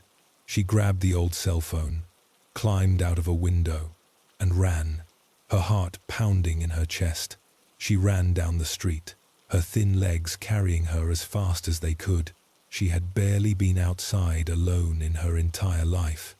Every car that passed, every sound terrified her. She stopped a safe distance away from the house and dialed 911, her voice shaking. She told the operator, "I just ran away from home because my parents are abusive. My 2 little sisters right now are chained up." The operator asked her for her address, but Jordan hesitated. She did not know her own address. She had to read it off a piece of paper she had brought with her. When the first deputy arrived, he saw a small, emaciated girl standing in the road. She looked like she was about 10 years old, but she told him she was 17. She showed him photos on the cell phone of her sisters chained to their beds. The deputy, a seasoned officer, looked at the photos and knew immediately that this was serious. He called for backup and headed towards the house, unaware that he was about to uncover one of the worst cases of child abuse in American history. Officers knocked on the door of the Turpin residence. David and Louise Turpin answered, looking confused and offended by the intrusion. David invited the officers inside, confident that he could talk his way out of it, as he had done before. But the smell hit the officers first. The overwhelming stench of filth as they moved through the house. The reality of Jordan's story became undeniably clear. In the dimly lit rooms, they found the children, pale, terrified, and silent. Just as Jordan had said, some of the children were shackled to their beds with chains and padlocks. The furniture was stained and dirty. There were no toys, no books, nothing that signaled a happy childhood. The officers began to ask the children their ages and were shocked when adults in their 20s answered in high-pitched, childlike voices, revealing that they were much older than they looked. The police immediately arrested David and Louise Turpin, and the process of rescuing the 13 siblings began. As the children were led out of the house one by one, they were blinking in the sunlight, many of them seeing the outside world clearly for the first time in years. They were taken to local hospitals, where doctors and nurses were moved to tears by their condition. They were severely malnourished, some with nerve damage from the chains. But despite their physical state, they were polite and gentle, grateful for kindness they had never known. The arrest of David and Louise Turpin dominated headlines across the globe. reporters descended on Paris, California, broadcasting images of the nondescript house that had hidden such unimaginable suffering inside the Riverside County District Attorney Office. Prosecutors were building a case that would ensure these parents never saw freedom again. David and Louise were charged with 12 counts of torture, 12 counts of false imprisonment, 7 counts of abuse of a dependent adult, and 6 counts of child abuse. David also faced a charge of a lewd act on a child. Bail was set at $12 million each, a staggering amount, reflecting the severity of their crimes. Investigators returned to the home to collect evidence, and what they found confirmed the children's harrowing accounts. They discovered hundreds of journals kept by the children, filled with scribbled entries that documented their abuse, their hunger, and their desperation. These journals would become a voice for the voiceless, providing a timeline of terror that stretched back years. They also found chains and padlocks attached to the beds and the filthy conditions that the children had been forced to endure. Initially, both David and Louise pleaded not guilty, standing side by side in court dressed in dark suits, looking like a normal middle-aged couple rather than the monsters described in the charges. But as the weight of the evidence mounted and the world watched in horror, their defense crumbled. On February 22, 2019, in a dramatic turn of events, David and Louise Turpin pleaded guilty to 14 felony counts, including torture, false imprisonment, and child endangerment. By pleading guilty, they accepted a plea deal that would spare their children the trauma of testifying in a lengthy trial. The sentencing hearing took place on April 19th, at 2019. It was a day that the Turpin children, now free and slowly recovering, had been waiting for. For the first time, some of the siblings stood before the court and their parents to read victim impact statements. The courtroom was silent, heavy with emotion, as the children spoke, their voices trembling but strong. One of the sons, who was now in college, spoke first. He said, "I cannot describe in words what we went through growing up. Sometimes I still have nightmares of things that happened, such as my siblings being chained up or getting beaten. But that is the past, and this is now. I love my parents and have forgiven them for a lot of the things that they did to us." He spoke of his new life, learning to drive, getting an education, and finding his independence. His grace and forgiveness in the face of such cruelty moved everyone in the room to tears. Then, one of the daughters approached the podium. Her statement was less forgiving, reflecting the deep scars left by years of torment. She said, "My parents took my whole life from me, but now I am taking my life back. I am a fighter. I am strong, and I am shooting through life like a rocket."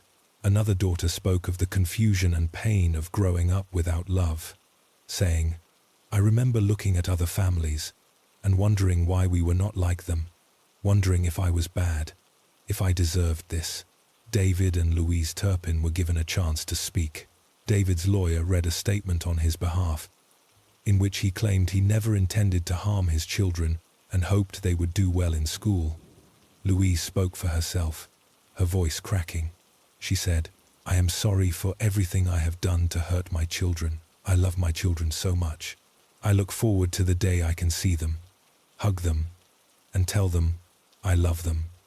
But her tears did little to sway the judge or the public. Many saw it as a final act of manipulation from a woman who had starved and chained her own flesh and blood. Judge Bernard Schwartz delivered the sentence with a solemn gravity. He looked at the couple and said, "Children are indeed a gift. They are a gift to their parents, to their family, and to society. The selfish, cruel, and inhuman treatment of your own children has deprived them, your family, and society of those gifts. You have severed the bond of trust that should exist between a parent and a child." He sentenced David and Louise Turpin to 25 years to life in prison. It was effectively a life sentence, ensuring they would be old and grey before they even had a chance to ask for parole. As the bailiffs led David and Louise away in handcuffs, the chapter of abuse was officially closed. But for the Turpin siblings, the journey was far from over. They were free from the house of horrors, but they were stepping into a world they did not know. A world that was loud, bright, and overwhelming. They had to learn everything from scratch: how to use a microwave, how to cross the street, how to buy groceries, and how to interact with people who were not their abusers.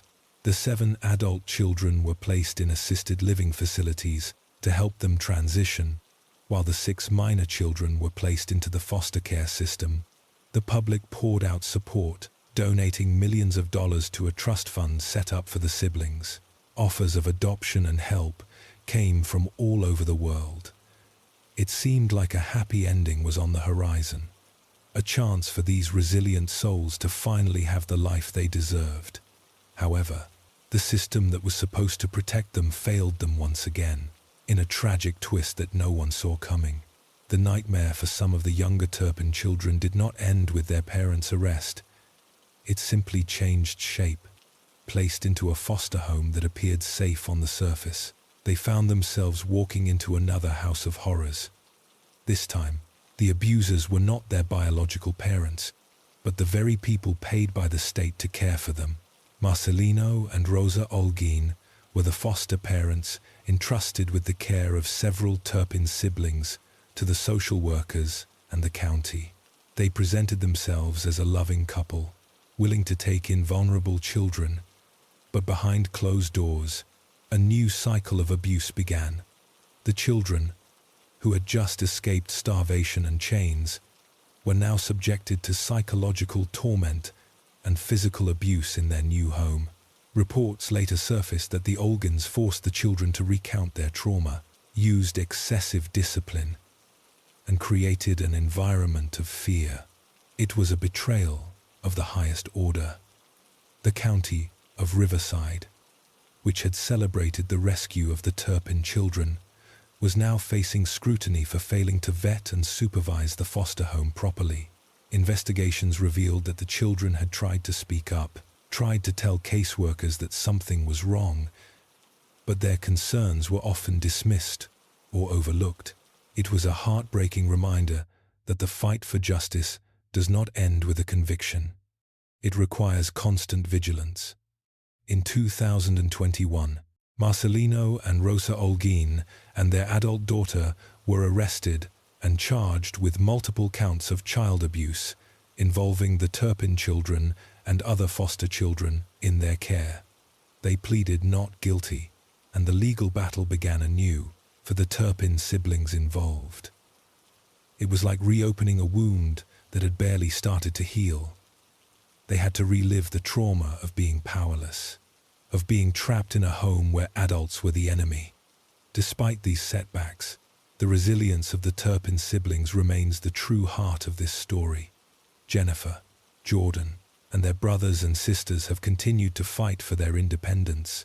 In an interview years later, Jordan Turpin, the brave girl who climbed out the window and saved them all, spoke with a wisdom beyond her years. She said, "My whole life has been so hard for me to understand why everything happened. But if I can use what I went through to make a difference in the world, then I think it can heal me." She has become an advocate for foster care reform, using her platform to shine a light on the cracks in the system. She wants to ensure that no other child has to jump from one nightmare to another. Her sisters and brothers have also pursued their dreams. Some are in college, studying to be nurses, engineers, and writers. They are reclaiming the years that were stolen from them, day by day, step by step. The story of the Turpin family is one of immense darkness, but also of blinding light. It shows the capacity for human cruelty, but also the unbreakable strength of the human spirit. 13 siblings who had nothing but each other, who survived the unimaginable, and who are now building lives filled with the freedom they once only dreamed of. They are survivors in the truest sense of the word, and their story serves as a powerful reminder to always look closer, to never ignore the signs, and to listen to the voices of the vulnerable. As we reflect on the 10 stories we have shared throughout this series, from the tragic loss of Loretta Saunders to the bravery of Christopher Neal, from the cold betrayal of Chris Watts to the resilience of the Turpin children, a common thread emerges. It is the thread of justice, sometimes delayed, sometimes imperfect, but always pursued. These stories are not just about the crimes. They are about the people left behind, the families who fight for answers, and the communities that come together to heal. We have traveled across continents, from Australia to Canada, from the UK to the US, witnessing the darkest corners of human nature. But in every story, we have also seen the light. The detectives who never gave up, the neighbors who made the call, the friends who marched in the streets, and the survivors who refused to be defined by what happened to them. These are the heroes of true crime, the ones who remind us that even in the darkest night, there is always hope for a new dawn. Thank you for staying with me this far. As we approach the end of our journey tonight, I have a special case to share with you, a story that kept America awake for years, waiting for answers. It is a case that proves that even in the face of terror, the instinct to seek justice can transcend death itself. We travel to the heartland of America, to the small town of Delphi in Indiana, a place of woods, trails, and tight-knit communities.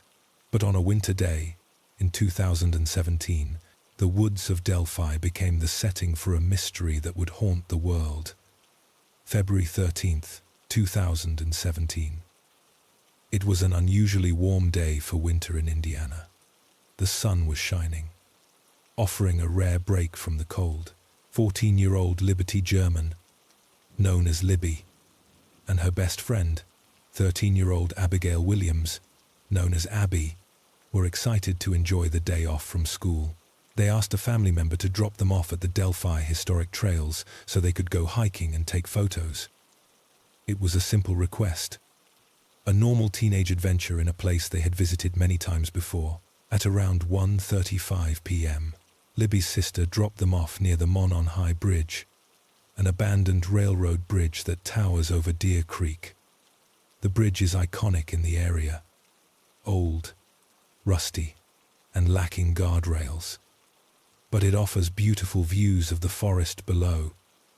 The girls set off down the trail, laughing and chatting, enjoying their freedom. At 2:07 p.m., Libby uploaded a photo to Snapchat. It was a picture of Abby walking across the high bridge, looking small against the vast structure. Abby looked happy, unaware that she was walking into a trap. That photo would be the last time anyone saw the girls alive. When Derek German, Libby's father, arrived to pick them up at 3:15 p.m., the girls were not there. He called Libby's cell phone, but it went straight to voicemail. At first, he thought they had simply lost track of time or wandered a bit too far. But as the minutes turned into hours and the sun began to set, panic set in. The family began to search the trails, calling out their names, but the only answer was the rustling of the wind in the trees. By 5:30 p.m., the police were notified, and an official search began. Volunteers from the town joined in, using flashlights to comb through the dark woods. But as night fell, the search was called off due to the dangerous terrain, promising to resume at first light. The families of Libby and Abby went home to sleepless nights, praying for their safe return, holding on to the hope that the girls were just lost or injured, waiting for help. The next day, February 14th, Valentine's Day, The search resumed with a renewed urgency. But at around noon, the hope was shattered. A volunteer searcher found 2 bodies about half a mile upstream from the Mononhai Bridge, located on private property. It was Libby and Abby. Police confirmed the identities, but they kept the details of the crime scene tightly under wraps, describing it only as a double homicide. The town of Delphi was plunged into grief and fear, wondering who could have done such a thing to 2 innocent children. But Libby German, in her final moments, had done something extraordinary, something heroic. Days later, Indiana State Police held a press conference that sent chills down the spine of every person watching. They revealed that evidence had been found on Libby's cell phone, sensing that they were in danger. Libby had secretly started recording video and audio. She had captured a grainy image of a man walking towards them on the bridge, a man dressed in blue jeans, a blue jacket, and a hoodie. Police released the image to the public, dubbing him the bridge guy. But then, they released the audio. A gravelly, calm male voice could be heard saying 3 terrifying words, "Down the hill." It was a command, spoken with authority, directing the girls off the safety of the trail and into the secluded woods where they would meet their tragic end. Libby's presence of mind to record her killer provided the police with their biggest clue and gave the girls a voice from beyond the grave. For years, that audio clip and the grainy image were played on news stations across the country. Sketches were released, first of an older man, then later of a younger man, confusing the public but keeping the case alive. Thousands of tips poured in. Suspects were named and cleared. Theories ran wild on the internet, but the killer remained elusive, hiding in plain sight. The families of Libby and Abby vowed never to stop fighting, holding annual walks, maintaining the memorial park, and keeping the story in the public eye. Seasons changed. Years passed. 2018, 2019, 2020. The case seemed to be growing cold. But behind the scenes, investigators were quietly working, re-examining evidence and looking for the needle in the haystack. They knew the killer was likely a local, someone who knew the bridge, someone who could blend in. They went back to the very beginning, sifting through the initial tips that might have been overlooked in the chaos of the early investigation. Then, in October of 2022, more than 5 years after the murders, a breakthrough happened that shocked everyone. Police announced an arrest.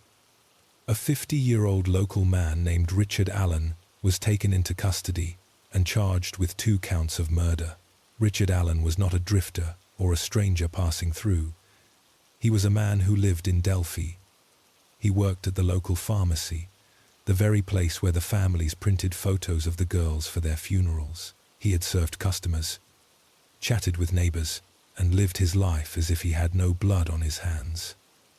The probable cause affidavit revealed how they caught him.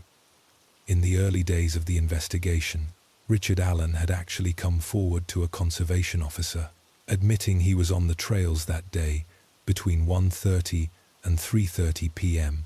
He said he was there to watch the fish, but due to a clerical error, that tip was filed away and lost in the system for years. When a cold case investigator finally rediscovered the file in 2022, they realized they had their man. They compared Richard Allen's description to the video Libby took. He owned a blue Carhartt jacket and blue jeans. Witnesses placed a man matching his description on the trails, muddy and bloody, walking away from the crime scene that day. But the smoking gun was a piece of ballistic evidence found at the scene. An unspent .40 caliber round had been found between the bodies of the girls. It had not been fired, but it had been cycled through a gun, leaving unique extraction marks. Police searched Richard Allen's home and found a Sig Sauer P226 pistol, Laboratory tests confirmed that the unspent round found next to the girls had been cycled through Richard Allen's gun. The science was undeniable. It placed his weapon at the scene of the crime, right where the bodies were found. Richard Allen pleaded not guilty, claiming he had never been on the property where the girls were found and had nothing to do with their deaths. The community of Delphi, which had lived in fear and suspicion for half a decade, finally let out a collective breath. But the arrest was just the beginning of the legal battle. The trial of Richard Allen was set to be a high-profile showdown, with defense attorneys arguing that the evidence was circumstantial and even floating theories about Odinist cults to create reasonable doubt. But the prosecution held firm, relying on the video, the audio, the timeline, and the bullet. As the case moved towards trial in late 2024, the world watched again, remembering the two bright faces of Libby and Abby. Libby, the girl who had the courage to hit record when she saw a monster approaching, gave the police the key to solving her own murder. Her action was a final gift of love to her friend and her family, ensuring that the man who said down the hill would eventually be brought down himself. The Delphi murders stand as a stark reminder of the evil that can exist in the most unsuspecting places, but also of the power of technology and persistence in modern investigations. It took 5 years, thousands of man-hours, and a bit of luck to correct a clerical error. But justice finally came knocking on Richard Allen's door, proving that no matter how much time passes, the truth has a way of surfacing. This case brings us full circle in our exploration of true crime. We have seen crimes of passion, crimes of greed, crimes of opportunity, and crimes of pure malice. We have seen how a single moment, a single decision, can change the trajectory of lives forever. From the moment Daniel Morecambe missed his bus, to the moment Chris Watts opened his door to the police, to the moment Libby German pulled out her phone. These turning points define the stories we have told tonight. But beyond the tragedy, we have also focused on the resilience, the families who turn their grief into advocacy, the communities that build playgrounds and parks in memory of the lost, and the relentless pursuit of answers by those left behind. The Daniel Morecambe Foundation, the Loretta Saunders Scholarship, the Abby and Libby Memorial Park. These are the legacies that truly matter. They are the light that shines in the darkness, refusing to be extinguished. As we prepare to close our files for the night, I want to leave you with a thought. True crime is not just about the darkness. It is about the light that fights it. It is about the detectives who work cold cases on their weekends, the journalists who keep stories alive, and the ordinary people, like you, who care enough to listen and remember the victims. By remembering them, we ensure that their stories are not just tales of horror, but testaments to the value of every human life. In our final moments together, let us reflect on the journey we have taken. We have walked through the snows of Canada, the heat of Australia, the suburbs of America, and the quiet towns of England. We have seen the worst of humanity, but we have also seen the best, the courage of survivors, the dedication of justice seekers, and the enduring power of love. These stories are heavy, yes, but they are also important. They remind us to hold our loved ones close, to be aware of our surroundings, and to never take a single day for granted. Thank you for walking this long road with me. Tonight, we have traversed the landscape of human emotion. From the depths of despair to the heights of courage, we have honored the memories of Loretta Saunders, Daniel Morecambe, Christopher Neal, Erica Crippen Crosby, the Richardson family, the Turpin children, and the brave girls of Delphi. Their names are now etched in our minds, not merely as victims in a case file, but as people who lived, loved, and mattered. Why do we listen to these stories? It is not for the darkness, but for the resilience found within it. We listen to understand, to learn, and to remind ourselves of the fragility and preciousness of life. True crime stories, at their core, are stories about the pursuit of truth. They reassure us that while evil exists, there are always those who will stand up to fight it. Detectives, families, and communities who refuse to let the darkness win. Now, as the night deepens around you, it is time to let the weight of these stories lift off your shoulders. You have faced the shadows tonight, and now you can let them go. Acknowledge the emotions you are feeling. Perhaps sadness, perhaps anger, perhaps relief. And then imagine placing them into a box, closing the lid, and setting it aside. You do not need to carry them into your sleep. Take a moment to become aware of your surroundings. Feel the softness of the pillow beneath your head, the warmth of the blanket covering you. Feel the safety of your own space. The doors are locked. The world outside is quiet, and you are secure. The events we spoke of tonight are in the past. They cannot hurt you here. You are safe, you are warm, and you are protected. Listen to the rhythm of your own breathing, in and out, slow and steady. Let each breath fill you with a sense of calm, and let each exhale release any remaining tension in your body. Relax your jaw, lower your shoulders, and uncurl your hands. Let a wave of relaxation wash over you, starting from the top of your head and flowing down to the tips of your toes before you drift off completely. I have a small request. If you found comfort, meaning, or companionship in our time together tonight, please consider supporting this channel. Subscribe to Sleepy Crime Files. Click the like button and leave a comment letting me know where in the world you are listening from, or simply say goodnight. Your interaction helps our community grow and allows me to continue bringing these stories to you. Sharing these nights with you is a privilege I do not take for granted. We will be back soon with more stories, more mysteries, and more moments of reflection. But for now, the case files are closed. The investigation is over, and the only thing left to do is rest. Allow your mind to drift away from the facts and figures, away from the names and dates, and into the peaceful void of sleep. Imagine a gentle rain falling outside your window, a steady, soothing patter against the glass, washing away the dust of the day, leaving everything clean and new for tomorrow. The night is your friend now, a time for restoration and peace. Let the darkness be a blanket that comforts you, not a void that scares you. I am your host, and it has been an honor to guide you through these stories tonight. Thank you for trusting me with your time, and for being a part of the Sleepy Crime Files family. Until we meet again, stay safe, stay curious, and let the night watch over you. Good night, and sweet dreams.